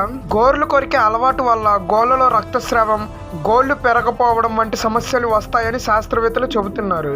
దీర్ఘకాలంగా ఈ అలవాటు ఉంటే శరీరంలో చర్మంపై ఇన్ఫెక్షన్ కలిగించే బ్యాక్టీరియా, ఫంగస్, వైరస్లు పెరిగి ప్రమాదం ఉందని చెప్పారు. ఇది దంతాలు, చిగుళ్లకు కూడా హాని కలిగిస్తుందని, నోటిలోని ఖనిజాల నష్టానికి కూడా దారితీస్తుందని డాక్టర్స్ వివరించారు. రాత్రి నిద్రపోయే ముందు గ్లాస్ మంచినీళ్ళు తాగితే ఏం జరుగుతుందో తెలుసా? ప్రతిరోజు నిద్రపోయే ముందు గ్లాస్ నీళ్లు తాగడం వల్ల ఆహారం బాగా జీర్ణమవుతుంది. కడుపు ఉబ్బరం, గ్యాస్, మలబద్ధకం తదితర సమస్యలు దూరం అవుతాయి. రక్త ప్రసరణను సమతుల్యం చేయడానికి సహాయపడుతుంది. నిద్రపోయే ముందు నీళ్లు తాగితే చర్మం కణాలకు తేమ కలిగి చర్మం తాజాగా ఉంటుంది. శరీరం హైడ్రేట్ అయ్యి మెదడుకు బాగా పనిచేస్తుంది. నిద్ర నాణ్యత మెరుగుపడుతుంది. కిడ్నీలు ఆరోగ్యంగా ఉంటాయి. శరీర ఉష్ణోగ్రత స్థిరంగా ఉంటుంది. ఖాళీ కడుపుతో తినకూడని 5 ఆహార పదార్థాలు ఏంటో తెలుసా? ఆరెంజ్ లాంటి సిట్రస్ పండ్లు గ్యాస్ట్రిక్ యాసిడ్ విడుదలను పెంచుతాయి. ఖాళీ కడుపుతో వీటిని తింటే కడుపులో మంటగా అనిపిస్తుంది. పేస్ట్రీలు లాంటి చక్కెర పదార్థాలు శరీరంలో ఒక్కసారిగా షుగర్ స్థాయిలను పెంచుతాయి. పచ్చి కూరగాయలలో అధిక ఫైబర్ ఉబ్బరానికి దారితీస్తుంది. టమాటాలను ఖాళీ కడుపుతో తింటే ఎసిడిటీ పెరుగుతుంది. పరగడుపున స్పైసీ ఆహారం తింటే దీర్ఘకాల జీర్ణ సమస్యలు వస్తాయి. నిద్రలోకి జారుకుంటున్నప్పుడు ఉలిక్కి పడడానికి కారణం ఏంటో తెలుసా? నిద్రలోకి జారుకుంటున్నప్పుడు ఉలిక్కి పడడం లేదా పడిపోతున్నట్లు అనిపించడాన్ని హెప్నిక్ జర్క్ లేదా స్లీప్ స్టార్ట్ అని అంటారు. ఇవి రావడానికి గల సరైన కారణం ఇంకా గుర్తించలేదు. ఒత్తిడి లేదా కెఫెన్ను ఎక్కువగా తీసుకోవడం వంటి కారణాలతో ఇవి వస్తాయి అనేది నిపుణుల మాట. అలాగే కండరాలు విశ్రాంతి స్థితిలోకి వెళ్ళాక పడిపోతున్నామేమో అని మెదడు తప్పుగా అర్థం చేసుకొని దీనిని నివారించడానికి ఈ జర్కులు ఇస్తుందనే వాదనలు ఉన్నాయి. కొన్ని టాబ్లెట్ల షీట్లపై ఎరుపు గీత ఎందుకు ఉంటుందో తెలుసా? యాంటీబయోటిక్స్ వాడకాన్ని నివారించేందుకు జారీ చేసిన సూచనలలో భాగంగా కొన్ని టాబ్లెట్ షీట్లపై ఎరుపు రంగు గీత ఉంటుంది. యాంటీబయోటిక్స్ వంటి టాబ్లెట్ల షీట్లపై ఎరుపు రంగు నిలువు గీత ఉంటుంది. ఇది డాక్టర్ ప్రిస్క్రిప్షన్ లేకుండా ఈ టాబ్లెట్లను తీసుకోకూడదని సూచిస్తుందని ఆరోగ్య శాఖ పేర్కొంది. ఈ ఔషధానికి సంబంధించి మొత్తం కోర్సును పూర్తి చేయాలని కూడా దానికి అర్థమని వెల్లడించింది. బిజినెస్ వీసాపై మహారాష్ట్రకు వచ్చి మత మార్పిడి చేస్తున్న అమెరికా వాసి అరెస్ట్. మహారాష్ట్రలోని భివాండియాలో గ్రామస్తులకు క్రైస్తవ మతంలోకి మార్చడానికి ప్రయత్నించారనే ఆరోపణలపై జేమ్స్ వాట్సన్ అనే 58 ఏళ్ల అమెరికా జాతీయుడు మరో 2 పోలీసులు అరెస్టు చేశారు. ఇంటి బయట ప్రార్థన సమావేశం నిర్వహించేందుకు తన బిజినెస్ వీసాను దుర్వినియోగం చేశాడని ఆయనపై ఆరోపణలు ఉన్నాయి. మత మార్పిడి వల్ల అనారోగ్యాలు నయమవుతాయని గ్రామస్తులకు వాట్సన్ చెప్పినట్లు ఒక ఫిర్యాదులో తెలిపారు. గ్రామస్తులు చేసిన ఫిర్యాదుతో అతడిని పోలీసులు అరెస్టు చేశారు. 2025 నోబెల్ శాంతి బహుమతి గెలుచుకున్న మరియా కొరీనా ఎవరో తెలుసా? 2025 నోబెల్ శాంతి బహుమతి గ్రహీత మరియా కొరీనా మచాడో వెనుజులాలో ప్రతిపక్ష నాయకురాలు. ఆమె 2010 నుంచి 2014 వరకు వెనుజులాలో జాతీయ అసెంబ్లీ సభ్యురాలుగా పనిచేశారు. ఆమె పిల్లల కోసం అటాన్సియా ఫౌండేషన్ 1992లో ప్రారంభించారు. ఆమె 2024 అధ్యక్ష ఎన్నికలకు తన అభ్యర్థిత్వాన్ని కూడా ప్రకటించింది. రాత్రి నిద్రపోయే ముందు గ్లాస్ మంచినీళ్ళు తాగితే ఏం జరుగుతుందో తెలుసా? ప్రతిరోజు నిద్రపోయే ముందు గ్లాస్ నీళ్లు తాగడం వల్ల ఆహారం బాగా జీర్ణమవుతుంది. కడుపు ఉబ్బరం, గ్యాస్, మలబద్ధకం తదితర సమస్యలు దూరం అవుతాయి. రక్త ప్రసరణను సమతుల్యం చేయడానికి సహాయపడుతుంది. నిద్రపోయే ముందు నీళ్లు తాగితే చర్మం కణాలకు తేమ కలిగి చర్మం తాజాగా ఉంటుంది. శరీరం హైడ్రేట్ అయ్యి మెదడుకు బాగా పనిచేస్తుంది. నిద్ర నాణ్యత మెరుగుపడుతుంది. కిడ్నీలు ఆరోగ్యంగా ఉంటాయి. శరీర ఉష్ణోగ్రత స్థిరంగా ఉంటుంది. టూత్ బ్రష్లను బాత్రూంలో ఎందుకు ఉంచకూడదో తెలుసా? బాత్రూంలో ఉండే తేమ, వేడి కలిగిన వాతావరణం టూత్ బ్రష్ పైన బ్యాక్టీరియా పెరగడానికి అనువుగా ఉంటుంది. అలాగే టాయిలెట్ ఫ్లష్ చేసినప్పుడు కమోడ్లోని ఫీకల్ బ్యాక్టీరియా గాలి ద్వారా బ్రష్ పైకి చేరి నోటి ద్వారా శరీరంలోకి ప్రవేశించవచ్చు అని పేర్కొన్నారు. బాత్రూం బయట పొడి వాతావరణంలో దుమ్ము పడని చోట గాలి తగిలేలా బ్రష్లను నిల్వ ఉంచాలి. తీర్థాలు, క్షేత్రాలకు తేడా ఏంటో తెలుసా? దేవాలయాలలో కొన్నిటిని తీర్థం, ఇంకొన్నిటిని క్షేత్రం అంటారు. నదులు, సముద్ర తీరాలలో వెలిసిన ఆలయాలను తీర్థాలు అంటారు. అంటే గంగా, గోదావరి, కృష్ణ లాంటి నదుల తీరాలలో ఉన్న వారణాసి, గోకర్ణ, రామేశ్వరం వంటివి తీర్థాలు. నది జలాలు లేని ప్రాంతాలలో ఉండేవి క్షేత్రాలు. వీటిలో కొండలపై ఉన్న తిరుమల, శ్రీశైలం లాంటి వాటిని గిరిక్షేత్రాలని, అహోబిలం మొదలైన ఆలయాలను స్థల క్షేత్రాలని పిలుస్తారు. బ్రిటన్ రాణి కిరీటంలో చేరిన కోహినూర్ వజ్రం ఏపీలో ఎక్కడ పుట్టిందో తెలుసా? బ్రిటన్ రాణి కిరీటంలోకి చేరిన కోహినూర్ వజ్రం సుమారు 800 ఏళ్ల క్రితం గుంటూరులోని కొల్లూరు గనుల్లో బయటపడింది. ఇది 105 క్యారెట్లతో ప్రపంచంలోనే అత్యంత విలువైన వజ్రంగా గుర్తింపు పొందింది. ఈ వజ్రం కాకతీయుల కాలంలో దొరికినదే. 14వ శతాబ్దంలో కాకతీయుల నుంచి కుతుబ్ షాహీకి చెందిన అల్లావుద్దీన్ దీనిని దోచుకున్నాడు. వేల్ వామిట్ అనేది స్పమ్ వేల్ అనే జాతి తిమింగలం యొక్క జీర్ణ వ్యవస్థలో ఉత్పత్తి అయ్యే ఒక అరుదైన విలువైన పదార్థం. దీనిని ఫ్లోటింగ్ గోల్డ్ లేదా సముద్రంలో రత్నం అని కూడా పిలుస్తారు. ఎందుకంటే ఇది పెర్ఫ్యూమ్ పరిశ్రమలలో అత్యంత ఖరీదైన మరియు డిమాండ్ ఉన్న పదార్థాలలో ఒకటి. ఈ వేల్ వామిట్ ని యాంబర్ గ్రస్ అంటారు. ఈ యాంబర్ గ్రస్ గురించి పూర్తిగా ఈ వీడియోలో తెలుసుకుందాం. యాంబర్ గ్రస్ అనేది స్పమ్ తిమింగలం యొక్క జీర్ణ వ్యవస్థలో ప్రధానంగా పేగులలో ఏర్పడే ఒక గట్టి వ్యాక్సీ పదార్థం. దీనిని సాధారణంగా వేల్ వాంతి అని పిలుస్తారు, కానీ ఇది నిజానికి వామిట్ కాదు. ఇదొక మలం అనగా ఫేషల్ మ్యాటర్. తాజాగా విసర్జించిన యాంబర్ గ్రస్ నలుపు లేదా బూడిద రంగులో మృదువుగా ఉంటుంది మరియు బలమైన వాసనతో ఉంటుంది. సముద్రంలో సంవత్సరాల పాటు తేలుతూ సూర్యకాంతి మరియు ఉప్పు నీటి వలన ఇది గట్టిపడి బూడిద లేదా తెలుపు రంగులోకి మారి ఆహ్లాదకరమైన సుగంధాన్ని పొందుతుంది. యాంబర్ గ్రస్ ముక్కలు 15 గ్రాముల నుండి 50 కిలోల వరకు లేదా అంతకంటే ఎక్కువ బరువు ఉండవచ్చు. ఒక ఉదాహరణగా డచ్ ఈస్ట్ ఇండియాలో 635 కిలోల భారీ మొక్క కనుగొనబడింది. స్పమ్ తిమింగలాలు ప్రధానంగా స్క్విడ్, ఆక్టోపస్ మరియు క్యాటిల్ ఫిష్ వంటి వాటిని తింటాయి. ఈ జీవులలో గట్టి జీర్ణం కాని భాగాలు తిమింగలం యొక్క జీర్ణ వ్యవస్థలో చిక్కుకుంటాయి.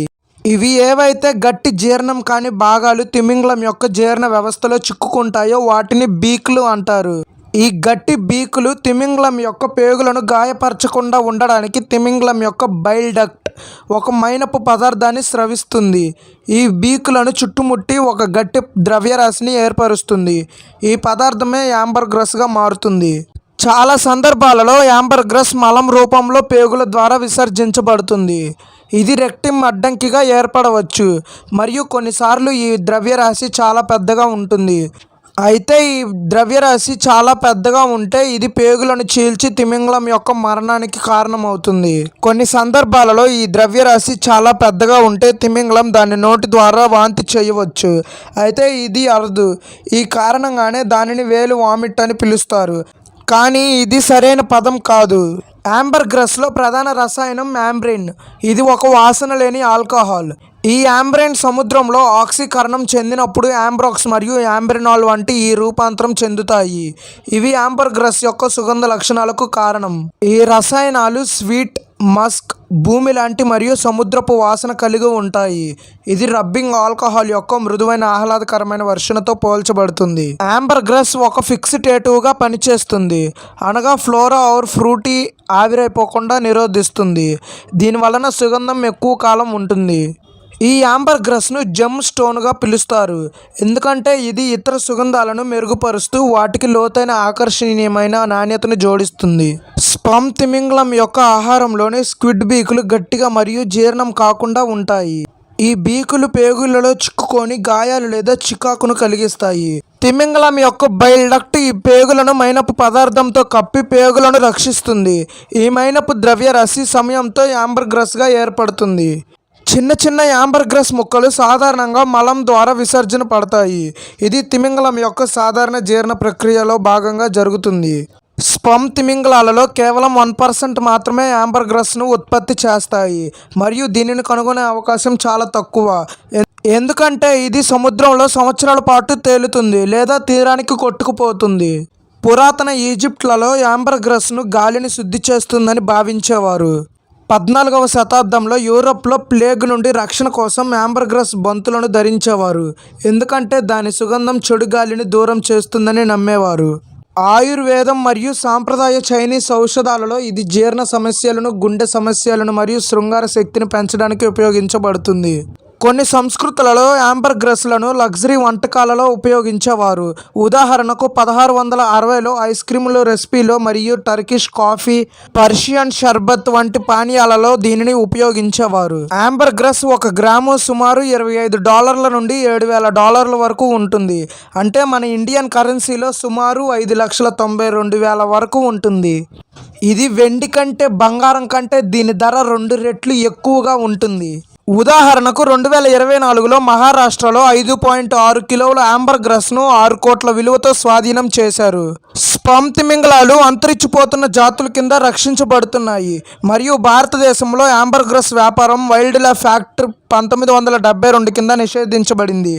అయితే యూకే, న్యూజిలాండ్ మరియు ఫ్రాన్స్ వంటి దేశాలలో ఇది చట్టబద్ధంగా సేకరించబడుతుంది ఎందుకంటే ఇది సహజంగా కనుగొనబడే వ్యర్థం ఉత్పత్తిగా పరిగణించబడుతుంది.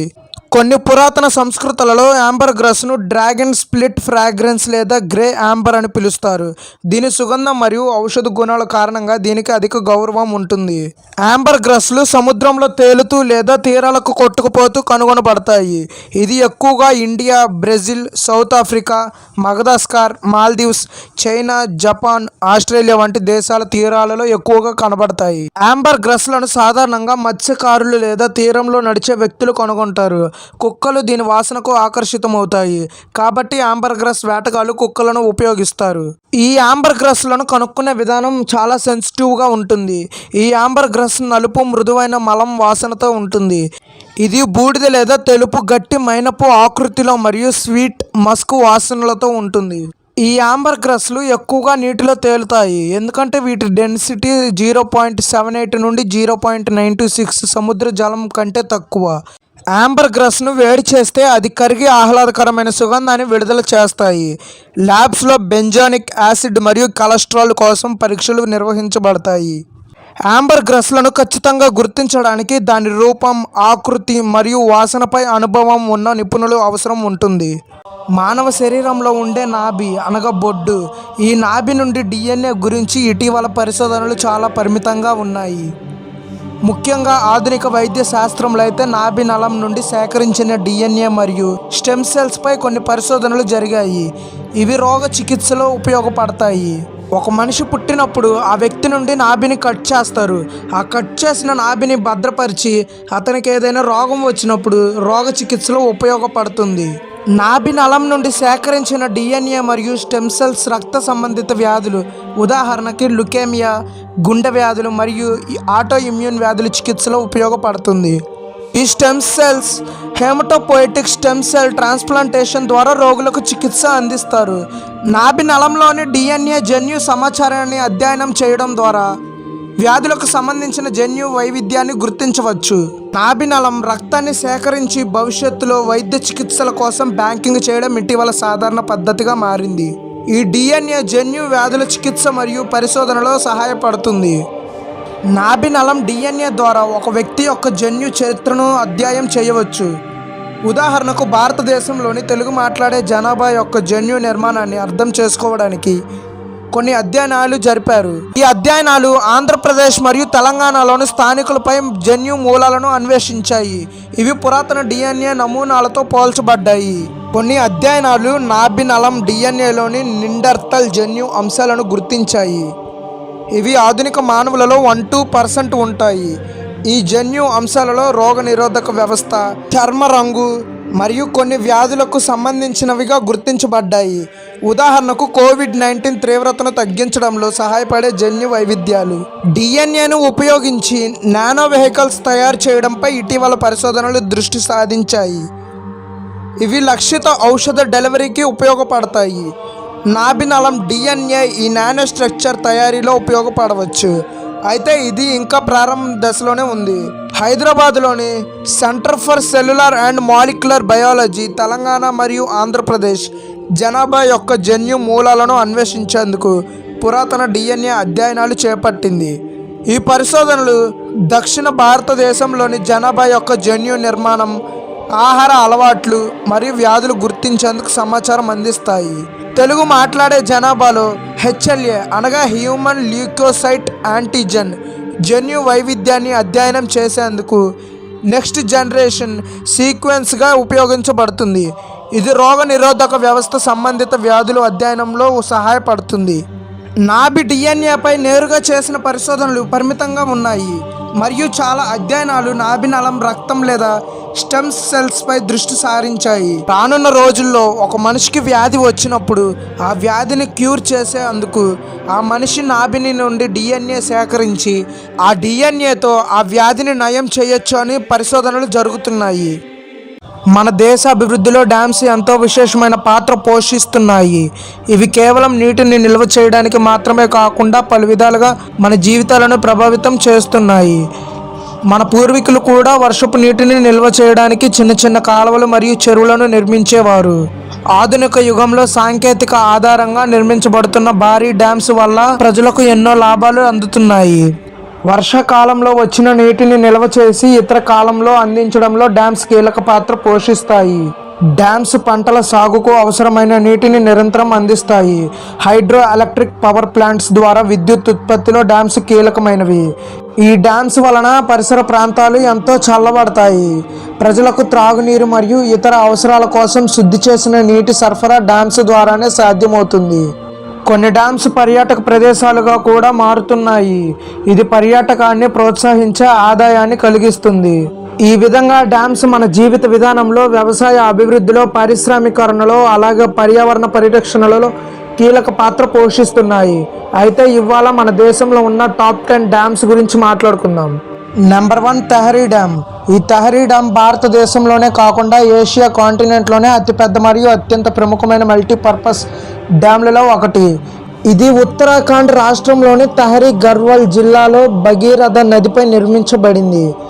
తెహరీ డ్యామ్ నిర్మాణం హిమాలయ ప్రాంతంలో ఉన్న పర్వతాల మధ్య జరిగిన ఘనమైన ఇంజనీరింగ్ అద్భుతంగా పరిగణిస్తారు. ఈ డ్యామ్ 1978లో ప్రారంభమైంది మరియు 2006లో పూర్తయింది. దీని ఎత్తు సుమారు 260.5 మీటర్లు. దీని పొడవు సుమారు 575 మీటర్లు. ఇది సుమారు 4 బిలియన్ల క్యూబిక్ మీటర్ల నీటిని నిల్వ చేయగలదు. ఈ తెహరీ డ్యామ్ 1000 మెగావాట్ల హైడ్రో ఎలక్ట్రిక్ విద్యుత్తును ఉత్పత్తి చేస్తుంది. ఇది ఢిల్లీ, ఉత్తరాఖండ్, ఉత్తరప్రదేశ్ రాష్ట్రాలకు త్రాగునీటిని అందించడంలో ప్రధాన పాత్ర పోషిస్తుంది. Number 2 Bhakra Nangal dam. ఇది భారతదేశ అభివృద్ధిలో గణనీయమైన ప్రాధాన్యత కలిగిన డ్యామ్లలో బాక్రానంగల్ డ్యామ్ ఒకటి.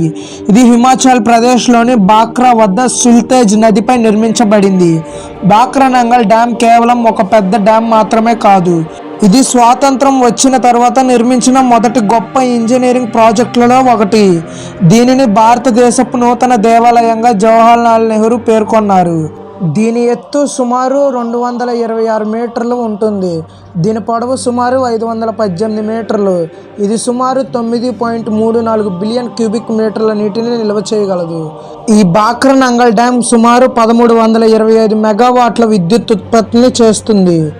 ఈ డ్యామ్ ద్వారా కొన్ని ప్రముఖమైన నగరాలకు త్రాగునీరు సరఫరా చేయబడుతుంది. ఇది స్థానిక ప్రజల ఆరోగ్యాన్ని మెరుగుపరచడంలో సహాయపడుతుంది. Number 3 Sardar Sarovar dam. ఈ సర్దార్ సరోవర్ డ్యామ్ భారతదేశంలోని అత్యంత ప్రసిద్ధమైన మరియు ప్రముఖమైన జలవనరులలో ప్రాజెక్టులోని ఒకటి. ఇది గుజరాత్ రాష్ట్రంలోని నర్మదా నదిపై నిర్మించబడింది. ఈ డ్యాంకు భారత జలజీవనాధారంగా గుర్తింపు ఉంది. ఇది నర్మదా వ్యాలీ డెవలప్మెంట్ ప్రాజెక్టులలో భాగంగా రూపొందించబడింది. ఇందులో మధ్యప్రదేశ్, మహారాష్ట్ర, రాజస్థాన్, గుజరాత్ రాష్ట్రాల భాగస్వామ్యం కలిగి ఉంది. ఈ డ్యాం పేరు భారత మాజీ గృహమంత్రి సర్దార్ వల్లభాయ్ పటేల్ గారి గౌరవాధారంగా పెట్టబడింది.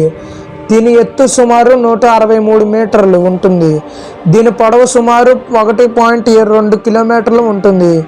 ఇది సుమారు 9.5 బిలియన్ క్యూబిక్ మీటర్ల నీటిని నిల్వ చేయగలదు. ఈ సర్దార్ సరోవర్ డ్యాం సుమారు 1450 మెగావాట్ల విద్యుత్ని ఉత్పత్తి చేస్తుంది. గుజరాత్ రాష్ట్రంలోని నీటి కొరత కలిగిన ప్రాంతాలకు త్రాగునీటిని అందించడంలో ఈ డ్యాం కీలక పాత్ర పోషిస్తుంది. Number 4 Hirakud dam.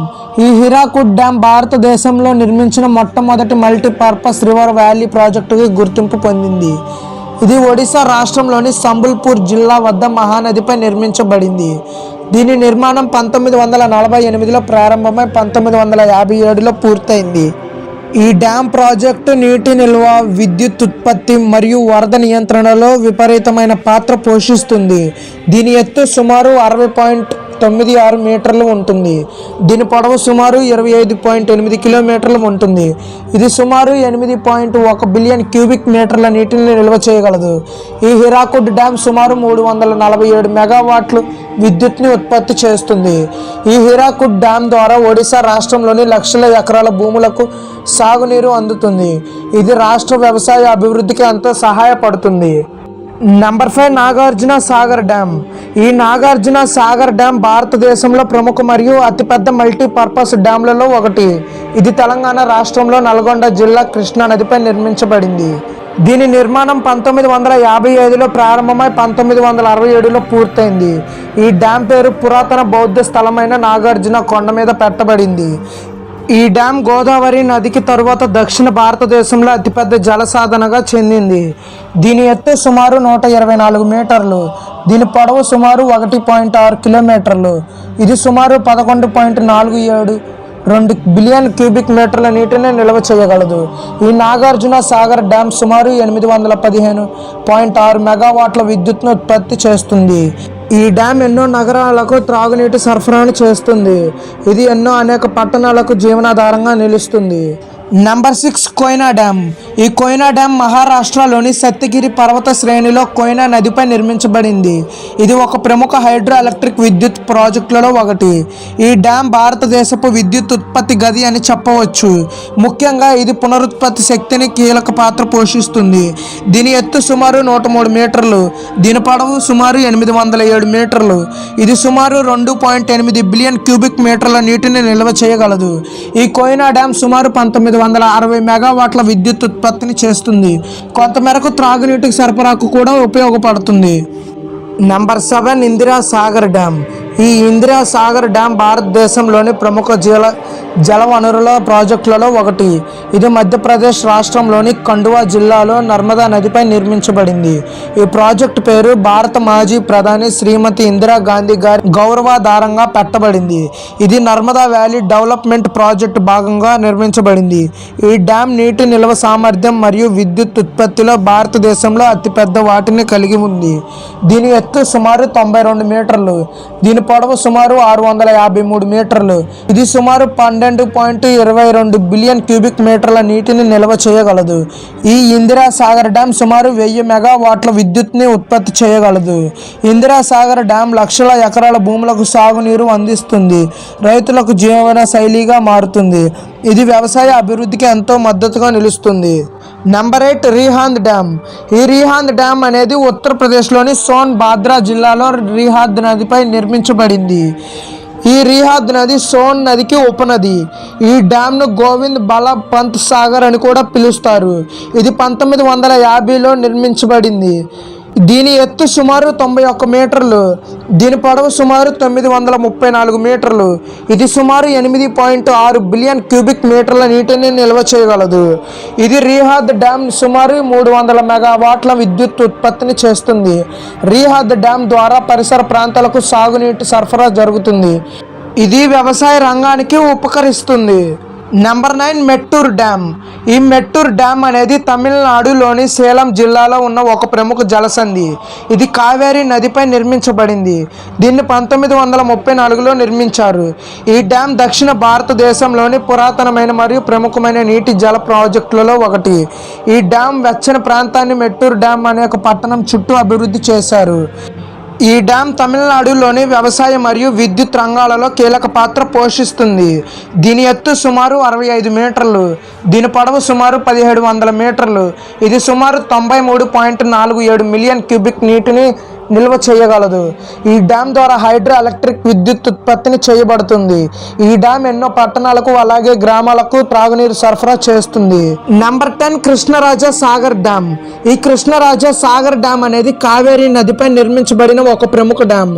ఇది కర్ణాటక రాష్ట్రంలో మైసూర్ జిల్లాలో నిర్మించబడింది. ఈ డ్యామ్ను ప్రసిద్ధి ఆర్కిటెక్ట్ మోక్షగుండం విశ్వేశ్వరయ్య గారు ప్రణాళిక వేసి నిర్మించారు. దీని ఎత్తు సుమారు 39 మీటర్లు, దీని పొడవు సుమారు 2620 మీటర్లు. ఇది సుమారు 49 మిలియన్ క్యూబిక్ నీటిని నిల్వ చేయగలదు. బెంగళూరు, మైసూర్ లాంటి ప్రధాన నగరాలకు త్రాగునీటి సరఫరాలో ఈ డ్యామ్ కీలక పాత్ర పోషిస్తుంది. ఆంధ్రప్రదేశ్ రాష్ట్రంలో నిర్మితమవుతున్న పోలవరం ప్రాజెక్టు ఒక భవిష్యత్తు దృష్టితో నిర్మితమవుతున్న మహత్తరమైన ప్రాజెక్ట్. ఇది ఆంధ్రప్రదేశ్ రాష్ట్రాన్ని నీటిపరంగా స్వలంచన దిశగా తీసుకెళ్లే బలమైన అడుగు. సాగు, విద్యుత్, త్రాగునీరు మరియు ఆర్థిక అభివృద్ధిలో ఈ ప్రాజెక్టు ప్రధాన పాత్ర పోషించబోతుంది. ఇది నిజంగా రాష్ట్ర అభివృద్ధికి జీవనాధారం వంటిది. ఇది పూర్తయితే సుమారు 7 లక్షల ఎకరాల భూమికి సాగునీరు అందించడమే ఈ ప్రాజెక్టు ప్రధాన ఉద్దేశం. తూర్పుగోదావరి, పశ్చిమ గోదావరి, కృష్ణా, విశాఖపట్నం జిల్లాలలో వ్యవసాయాన్ని అభివృద్ధి చేయడమే దీని ప్రధాన లక్ష్యం. ఇది సుమారు 960 మెగావాట్ల విద్యుత్ని ఉత్పత్తి చేయగలదు. ఇది పూర్తయితే ఆంధ్రప్రదేశ్లోనే కాకుండా భారతదేశంలోనే అత్యంత ప్రముఖమైన డ్యామ్స్లో ఒకటిగా నిలుస్తుంది. సముద్రంలో అలలు రాకపోతే ఏమవుతుంది అనే విషయం గురించి తెలుసుకోవడానికి ముందుగా అలలు అసలు సముద్ర వ్యవస్థలో ఎంత ముఖ్యమైనవో అర్థం చేసుకోవాలి. అలలు సముద్ర జీవన వ్యవస్థ, వాతావరణం, తీర ప్రాంతం, భౌగోళిక నిర్మాణం మరియు మానవ జీవనంపై గణనీయమైన ప్రభావం చూపుతాయి. కాబట్టి అలలు లేని సముద్రం యొక్క పరిణామాలు ఈ వీడియోలో తెలుసుకుందాం. సముద్రంలో అలలు రాకపోతే ఏమవుతుంది అనే ప్రశ్న సముద్ర శాస్త్రం, జీవశాస్త్రం, వాతావరణ శాస్త్రం మరియు సామాజిక ఆర్థిక రంగాలలో లోతైన చర్చను రేకెత్తిస్తుంది. సముద్ర అలలు గాలి, సముద్ర ఉపరితలం మరియు భూమి యొక్క భ్రమణం వంటి సహజ శక్తుల ద్వారా ఏర్పడతాయి. అవి సముద్ర జీవన వ్యవస్థలో కీలకమైన పాత్ర పోషిస్తాయి. అలలు లేకపోతే సముద్రం ఒక నిశ్చల జలాశయంగా మారుతుంది. ఇది పర్యావరణం మరియు మానవ జీవనంపై తీవ్రమైన పరిణామాలు కలిగిస్తుంది. మొదటిగా సముద్ర అలలు ఆక్సిజన్ సరఫరాకు దాహోదం చేస్తాయి. అలల సముద్రం ఉపరితలంపై కదలికను సృష్టించడం ద్వారా గాలిలోని ఆక్సిజన్ నీటిలో కలవడానికి సహాయపడుతుంది. ఈ ప్రక్రియ సముద్ర జీవులకు, ముఖ్యంగా ప్లవకాలకు ఆక్సిజన్ అందిస్తుంది.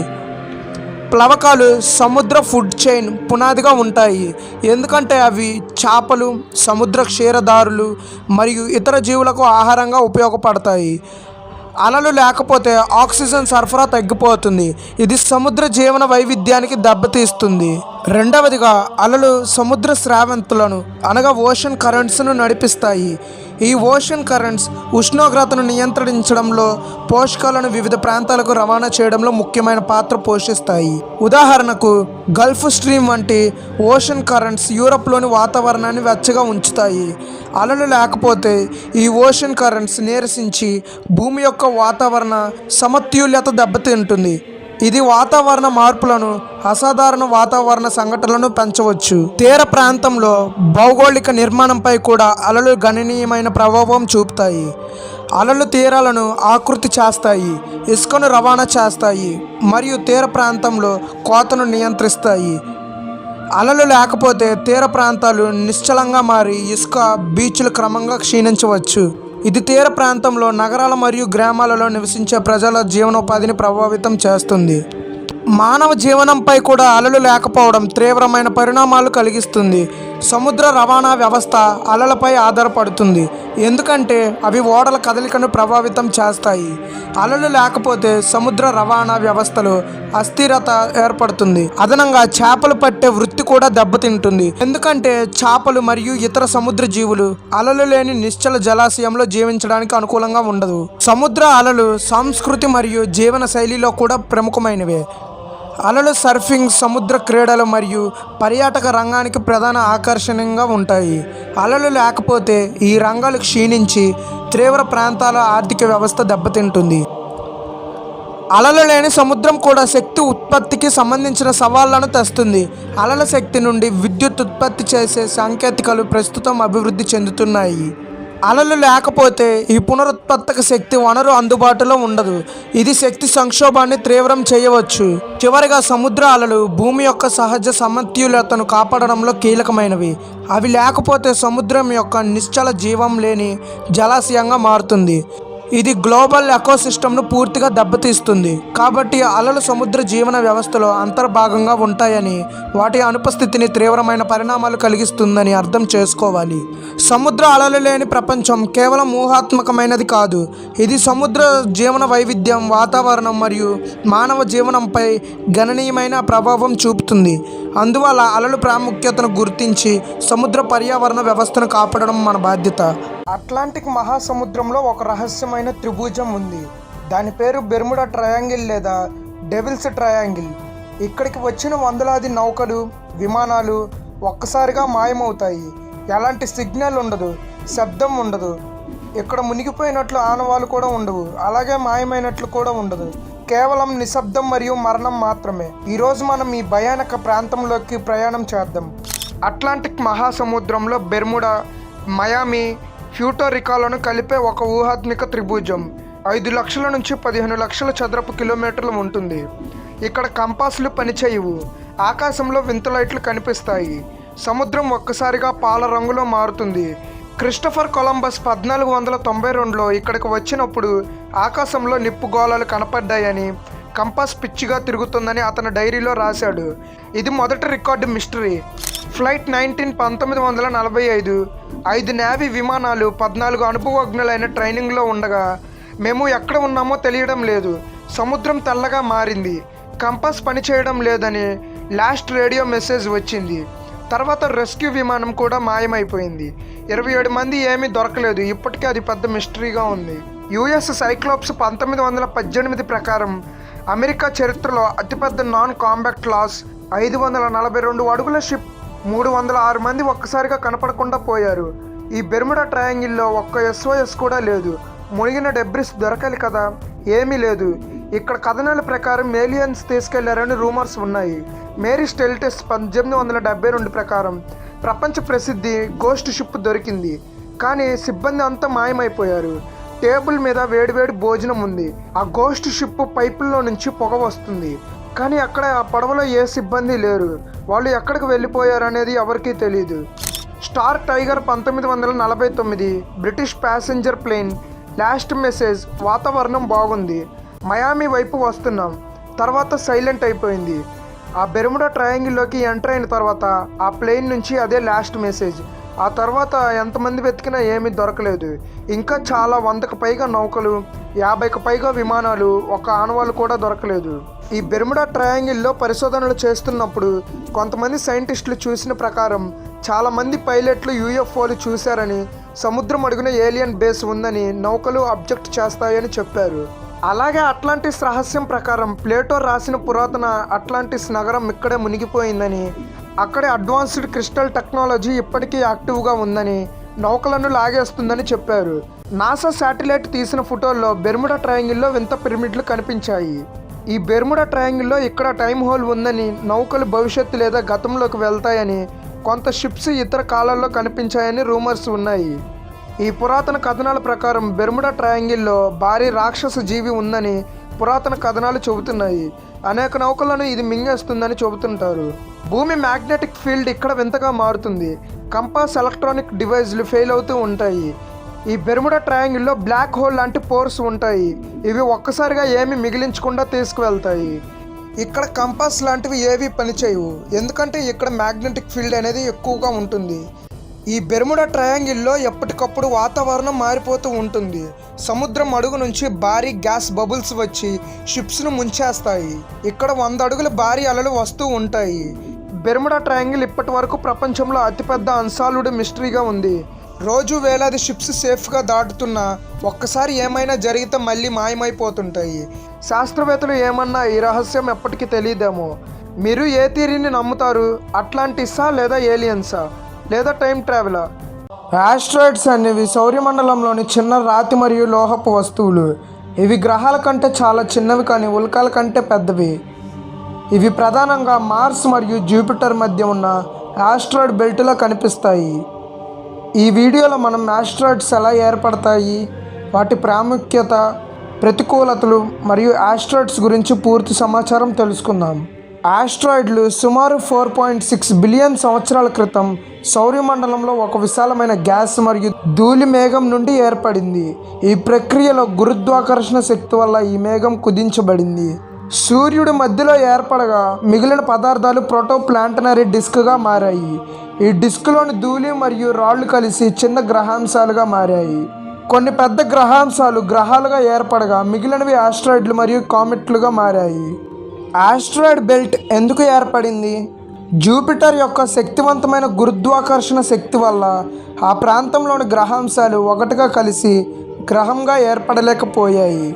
ఫలితంగా మార్స్ మరియు జూపిటర్ మధ్య ఆస్ట్రాయిడ్స్ ఒక బెల్ట్గా మిగిలిపోయాయి. ఆస్ట్రాయిడ్స్లో రకాలు. C type asteroids. ఈ సి టైప్ ఆస్ట్రాయిడ్స్లో ఎక్కువగా కార్బన్తో కూడినవి. ఇవి చాలా ప్రాచీనమైనవి.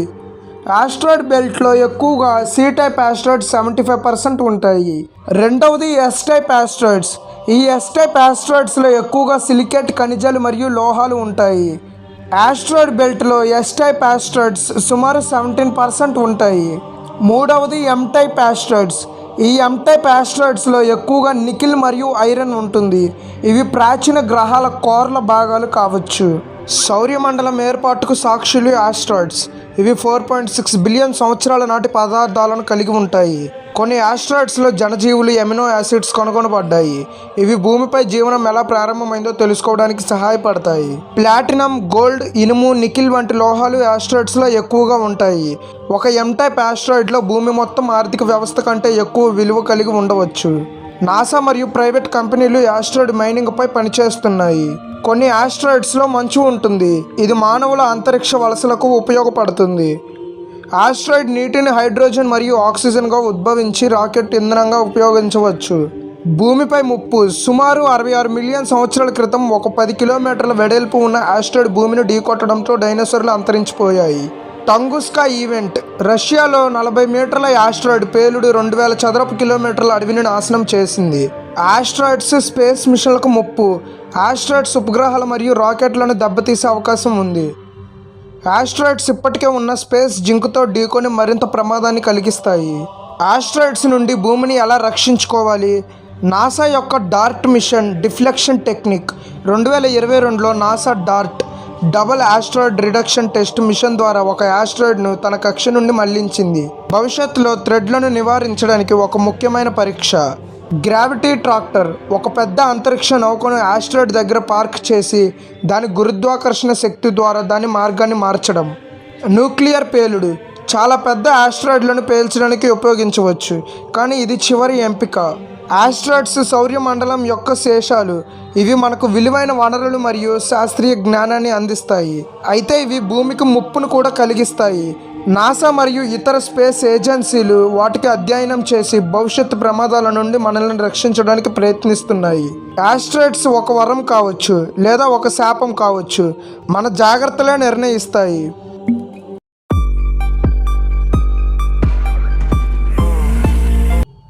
మన డైలీ రోజుల్లో సూర్యుడిని చూస్తూనే ఉంటాం, కానీ సూర్యుడు ఎలా జన్మించాడో తెలుసా? సూర్యుడు మన సౌర కుటుంబంలో కేంద్రమైన అతిపెద్ద నక్షత్రం. ఇది హైడ్రోజన్ మరియు హీలియం గ్యాసుల ఇతర పార్టికల్స్తో ఏర్పడింది. సూర్యుని శక్తి అంతరిక్షంలో ఉన్న సమస్త జీవరాశులకు జీవనాధారంగా పనిచేస్తుంది. అయితే సూర్యుని నిర్మాణం ఎలా జరిగిందో మరియు దీనిలోని పదార్థాలు ఎలా ఉత్పత్తి అయ్యాయో తెలుసుకోవడం ముఖ్యమైన అంశం. కాబట్టి ఈ వీడియోలో పూర్తిగా చెప్తాను. వీడియోని స్కిప్ చేయకుండా చూడండి.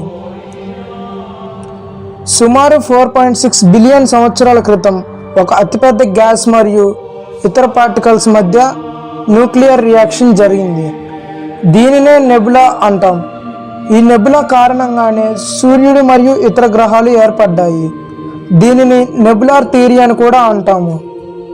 అంతరిక్షంలో హైడ్రోజన్ మరియు ఇతర తేలికపాటి ఎలిమెంట్స్తో కూడిన అతిపెద్ద నెబులా ఉండేది. ఒక సూపర్ నోవా పేలుడు కారణంగా ఈ నెబులా కంప్రెస్ అవ్వడం ప్రారంభమైంది. నెబులా కంప్రెస్ అయినప్పుడు ఒక సెంట్రల్ స్పెరికల్ కోర్ అనేది ఏర్పడింది. దీనిని ప్రోటోసన్ అని అంటారు. ఈ యొక్క సెంట్రల్ స్పెరికల్ కోర్ అనేది ఏర్పడినప్పుడు న్యూక్లియర్ ఫ్యూజన్ అనేది జరగటం స్టార్ట్ అయింది. తగినంత ఉష్ణోగ్రత అనగా 15 మిలియన్ డిగ్రీ సెల్సియస్ చేరిన తర్వాత హైడ్రోజన్ ఆటమ్స్ ఒకదానితో ఒకటి కలిసిపోయి హీలియం ఆటమ్స్గా ఏర్పడ్డాయి. ఈ న్యూక్లియర్ ఫ్యూజన్ ప్రక్రియ ద్వారా విపరీతమైన శక్తి విడుదలైంది. అప్పటిదాకా మామూలుగా ఉన్న మన సూర్యుడు ఇప్పటి నుండి ప్రకాశించడం మొదలుపెట్టాడు. సూర్యుడు అనేక రకాల పదార్థాలతో నిర్మితమై ఉంటాడు. ఇందులో ప్రధానంగా 74% హైడ్రోజన్ మరియు 24% హీలియం, అలాగే 2% ఇతర ఎలిమెంట్స్తో కలిగి ఉంటాడు. సూర్యుడు ప్రకాశించడం మొదలైన తరువాత 6 ప్రక్రియలు జరిగాయి. ఇందులో మొదటిది కోర్. ఇక్కడ టెంపరేచర్ సుమారు 15 మిలియన్ డిగ్రీ సెల్సియస్ వరకు ఉంటుంది. ఈ ఫ్యూజన్ వల్ల సూర్యుని యొక్క శక్తి పెరుగుతుంది. రెండవది రేడియేటివ్ జోన్. ఇక్కడ శక్తి నెమ్మదిగా పైకి ప్రసరిస్తుంది. మూడవది కనెక్టివ్ జోన్. ఇందులో వేడిగా ఉన్న గ్యాస్ పైకి లేచి చల్లగా ఉన్న గ్యాస్ లోపలికి వెళుతుంది. నాలుగవది ఫోటోస్ఫియర్. మనకు కనిపించే సూర్యుని ఉపరితలం ఇదే. ఇక్కడ సోలార్ గ్రాన్యులేషన్ అనే రేడియో వేవ్స్ కనిపిస్తాయి. ఐదవది క్రోమోస్ఫియర్. ఇక్కడ ఉండే లేయర్స్ సోలార్ ఫ్లేర్స్ను ఎమిట్ చేస్తాయి. ఆరవది కరోనా. ఇది సూర్యుని లోపల వాతావరణం. ఇది చాలా వేడిగా ఉంటుంది, కొన్ని మిలియన్ డిగ్రీ సెల్సియస్ కలిగి ఉంటుంది. ఇలా న్యూక్లియర్ ఫ్యూజన్ జరగడం వలన సూర్యుడు ప్రకాశించడం అలాగే శక్తిని పెంచుకోవడం జరిగింది. సూర్యుని యొక్క కోర్లో ఉన్న హైడ్రోజన్ ఆటమ్స్ అనేవి న్యూక్లియర్ ఫ్యూజన్ ద్వారా హీలియంగా మారుతాయి. సూర్యుని జీవన చక్రం కొనసాగుతున్న కొద్దీ కార్బన్, నైట్రోజన్, ఐరన్ వంటి ఎలిమెంట్స్ ఎన్నో ఉత్పత్తి అవుతాయి. ఈ ఎలిమెంట్స్ భవిష్యత్తులో నక్షత్రాలు మరియు ఇతర గ్రహాల నిర్మాణానికి సహాయపడతాయి. సూర్యుని ఉపరితలం నుండి సోలార్ పార్టికల్స్ అంతరిక్షంలో విడుదలవుతాయి. వాటిని సోలార్ విండ్స్ అని అంటారు. సుమారు 5 బిలియన్ ఇయర్స్ తర్వాత సూర్యుడు పెద్ద రెడ్ జైంట్గా మారతాడు. ఆ తర్వాత తన భయంకరమైన ఆకారాన్ని వదిలి వైట్ డ్రాఫ్ట్గా మారి చివరకు చల్లబడిపోతాడు. సూర్యుడు విశ్వంలో అత్యంత శక్తివంతమైన నక్షత్రాలలో ఒకటి. ఇది హైడ్రోజన్ మరియు హీలియం ఇతర పార్టికల్స్తో కలిసి ఏర్పడింది. న్యూక్లియర్ ఫ్యూజన్ ప్రక్రియ ద్వారా ప్రకాశిస్తుంది. ఇలా సూర్యుడు కొన్ని లక్షల సంవత్సరాల నుండి తన జీవనాన్ని సాగిస్తున్నాడు. సూర్యుడు లేకపోతే భూమిపై జీవనం అసాధ్యం. కాబట్టి మనం సూర్యుని నుండి వచ్చే శక్తిని సమర్థవంతంగా ఉపయోగించుకోవాలి. మనం నివసిస్తున్న ఈ అద్భుతమైన నీలి గ్రహం భూమి సౌర్య కుటుంబంలో సూర్యుడి నుండి 3వ గ్రహం.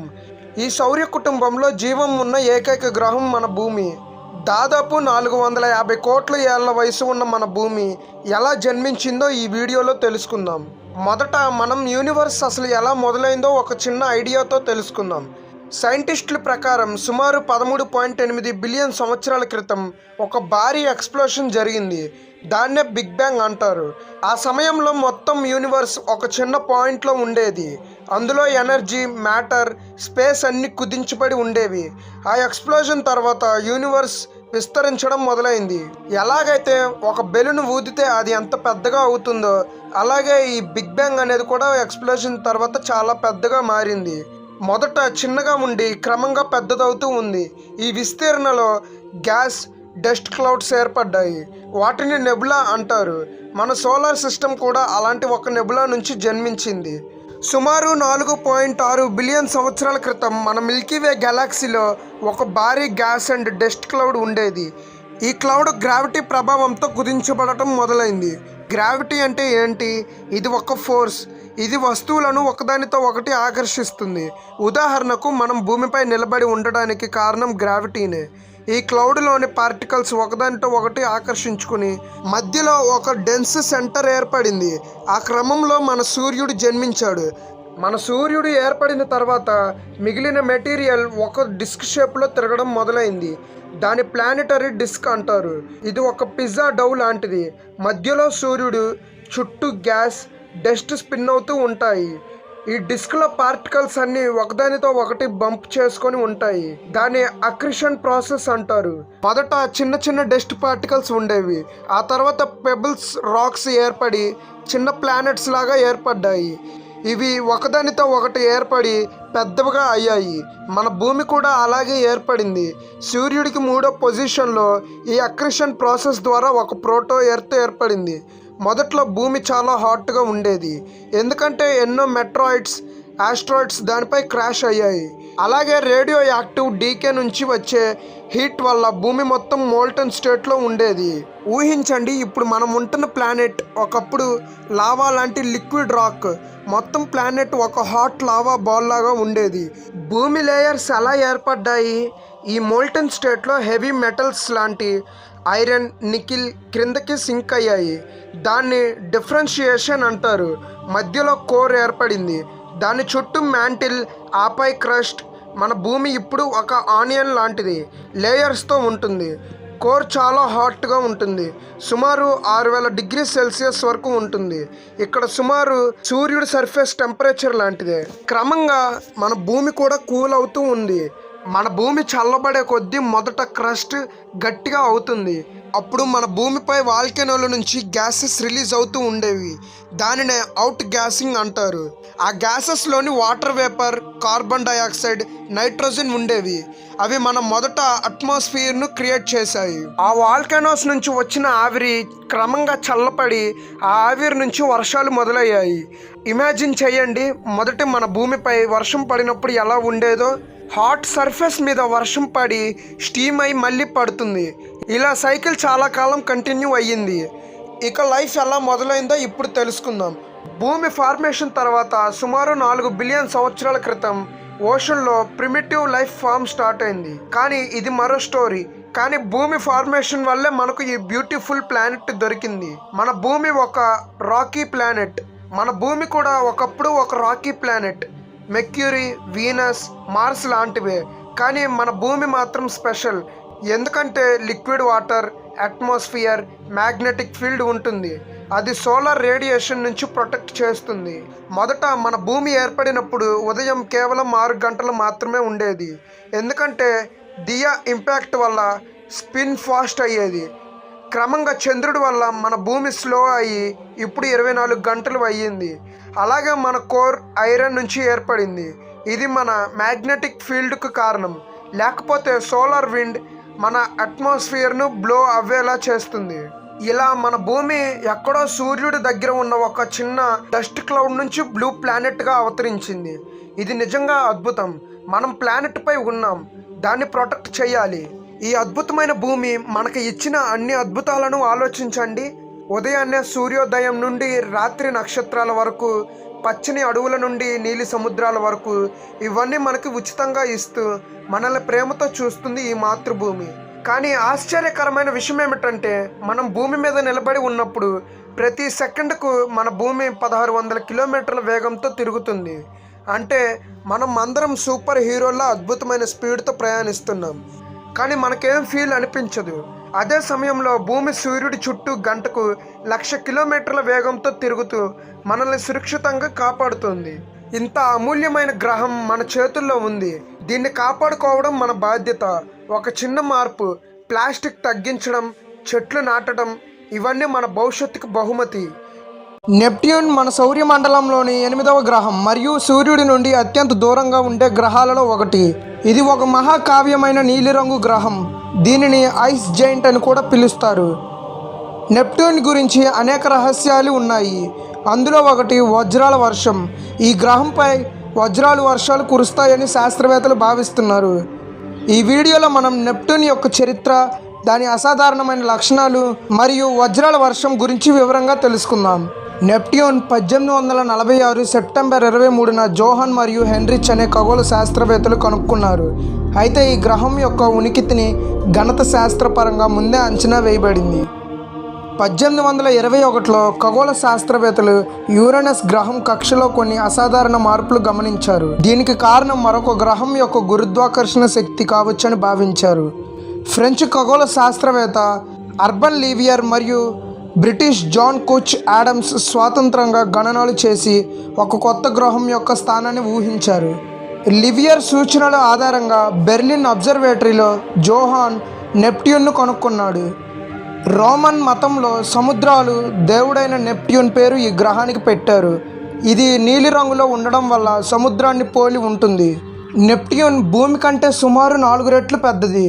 నెప్ట్యూన్ యొక్క ద్రవ్యరాశి భూమి కంటే 17 రెట్లు ఎక్కువ.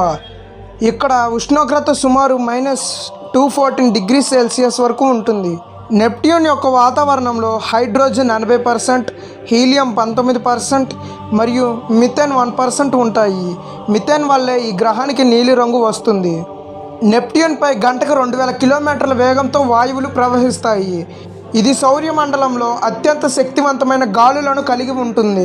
నెప్ట్యూన్ మరియు యురేనస్ వంటి ఐస్ జెయింట్ గ్రహాలలో డైమండ్ వర్షం జరుగుతుందని శాస్త్రవేత్తలు భావిస్తున్నారు. ఇది అసలు ఎలా సాధ్యమవుతుందో ఇప్పుడు తెలుసుకుందాం. నెప్ట్యూన్ యొక్క వాతావరణంలో మిథేన్ మరియు ఇతర హైడ్రోకార్బన్లు ఉంటాయి. ఈ గ్రహం లోపల భాగాలలో పీడనం మరియు ఉష్ణోగ్రత చాలా ఎక్కువగా ఉంటుంది.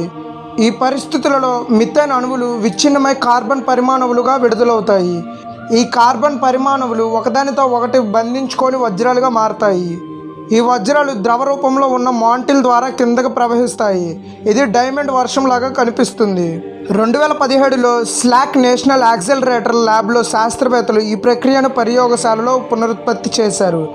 వారు పాలిస్ట్రీన్ ప్లాస్టిక్ని ఉపయోగించి అధిక పీడనం మరియు ఉష్ణోగ్రతలలో నానో డైమండ్స్ ఏర్పడడం గమనించారు. నెప్ట్యూన్ యొక్క అతిపెద్ద చంద్రుడు ట్రిటియాన్ ఇది వెనకబడి కక్షలో తిరుగుతుంది. అంటే ఇది నెప్ట్యూన్చే ఒక్కసారిగా ఎక్కువ పట్టుబడి ఉండవచ్చు. ట్రిటియాన్లో నైట్రోజన్ జ్వాలాముఖులు ఉన్నాయి. ఇవి అత్యం చల్లని ఉపగ్రహం. శనిగ్రహం లాగే నెప్ట్యూన్కు కూడా రింగులు ఉన్నాయి. అయితే ఇవి చాలా మందంగా మరియు మసకగా ఉంటాయి. 1989లో నాసా యొక్క వాయేజర్ 2 నెప్ట్యూన్ దగ్గర నుండి చూసిన ఏకైక ప్రోబ్. ఇది నెప్ట్యూన్ యొక్క గ్రేట్ డార్క్ స్పాట్ మరియు ట్రిటియాన్ను క్లోజప్గా చిత్రించింది. ప్రస్తుతం నెప్ట్యూన్కు ప్రత్యేక మిషన్లు లేవు, కానీ నాసా మరియు ఈఎస్ఏ భవిష్యత్తులో ఐస్ జెయింట్ల మిషన్లు ప్రణాళికతో ఉన్నాయి.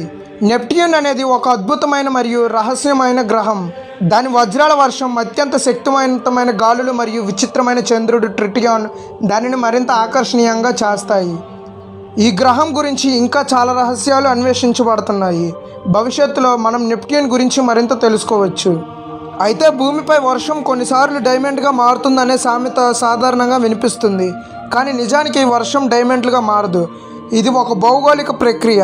దీనిలో వర్షం నీరు భూమి నుండి డైమండ్లను బయటికి తీసుకువచ్చేందుకు సహాయపడుతుంది. ఈ విషయాన్ని వివరంగా తెలుసుకుందాం. డైమండ్లు భూమి లోపల చాలా లోతైన పొరలలో అధిక ఉష్ణోగ్రత మరియు ఒత్తిడి పరిస్థితులలో ఏర్పడతాయి. ఈ డైమండ్లు కింబర్లైట్ అనే అగ్నిపర్వతంలో రాళ్లతో ఉంటాయి. ఆంధ్రప్రదేశ్లోని కర్నూలు జిల్లా ఒక కింబర్లైట్ డైమండ్ మైనింగ్ ప్రాంతం. ఈ ప్రాంతంలోని భూమి లోపల డైమండ్లు ఉన్న రాళ్ళు ఉన్నాయి, కానీ ఈ రాళ్ళు ఉపరితలంపై ఉండవు. అవి మట్టి పొరల కింద దాగి ఉంటాయి. మాన్సూన్స్ కాలంలో భారీ వర్షాలు కురిసినప్పుడు వర్షపు నీరు భూమి ఉపరితలంపై ఉన్న మట్టి పొరలను కొట్టుకుపోయేలా చేస్తుంది. ఈ ప్రక్రియను ఎరోషన్ అంటారు. మట్టి పొరలు తొలగినప్పుడు కింద దాగి ఉన్న కింబర్లైట్ రాళ్ళు బయటపడతాయి. ఈ రాళ్లలో ఉన్న డైమండ్లు కూడా బయటకు వచ్చే అవకాశం ఉంటుంది. వర్షం డైమండ్లుగా మారడం అనేది ఒక సాంకేతిక వ్యక్తీకరణ మాత్రమే. నిజానికి వర్షం నీరు డైమండ్లను సృష్టించదు, కానీ ఇది భూమిలో దాగి ఉన్న డైమండ్లను బయటికి తీసుకువచ్చే ప్రక్రియలో ముఖ్యమైన పాత్ర పోషిస్తుంది. డైమండ్లు భూమి లోపల 150 నుండి 200 కిలోమీటర్ల లోతులో అధిక ఒత్తిడి మరియు ఉష్ణోగ్రతల వద్ద కార్బన్ అణువుల స్ఫటీకరణ చెందడం వల్ల ఏర్పడతాయి.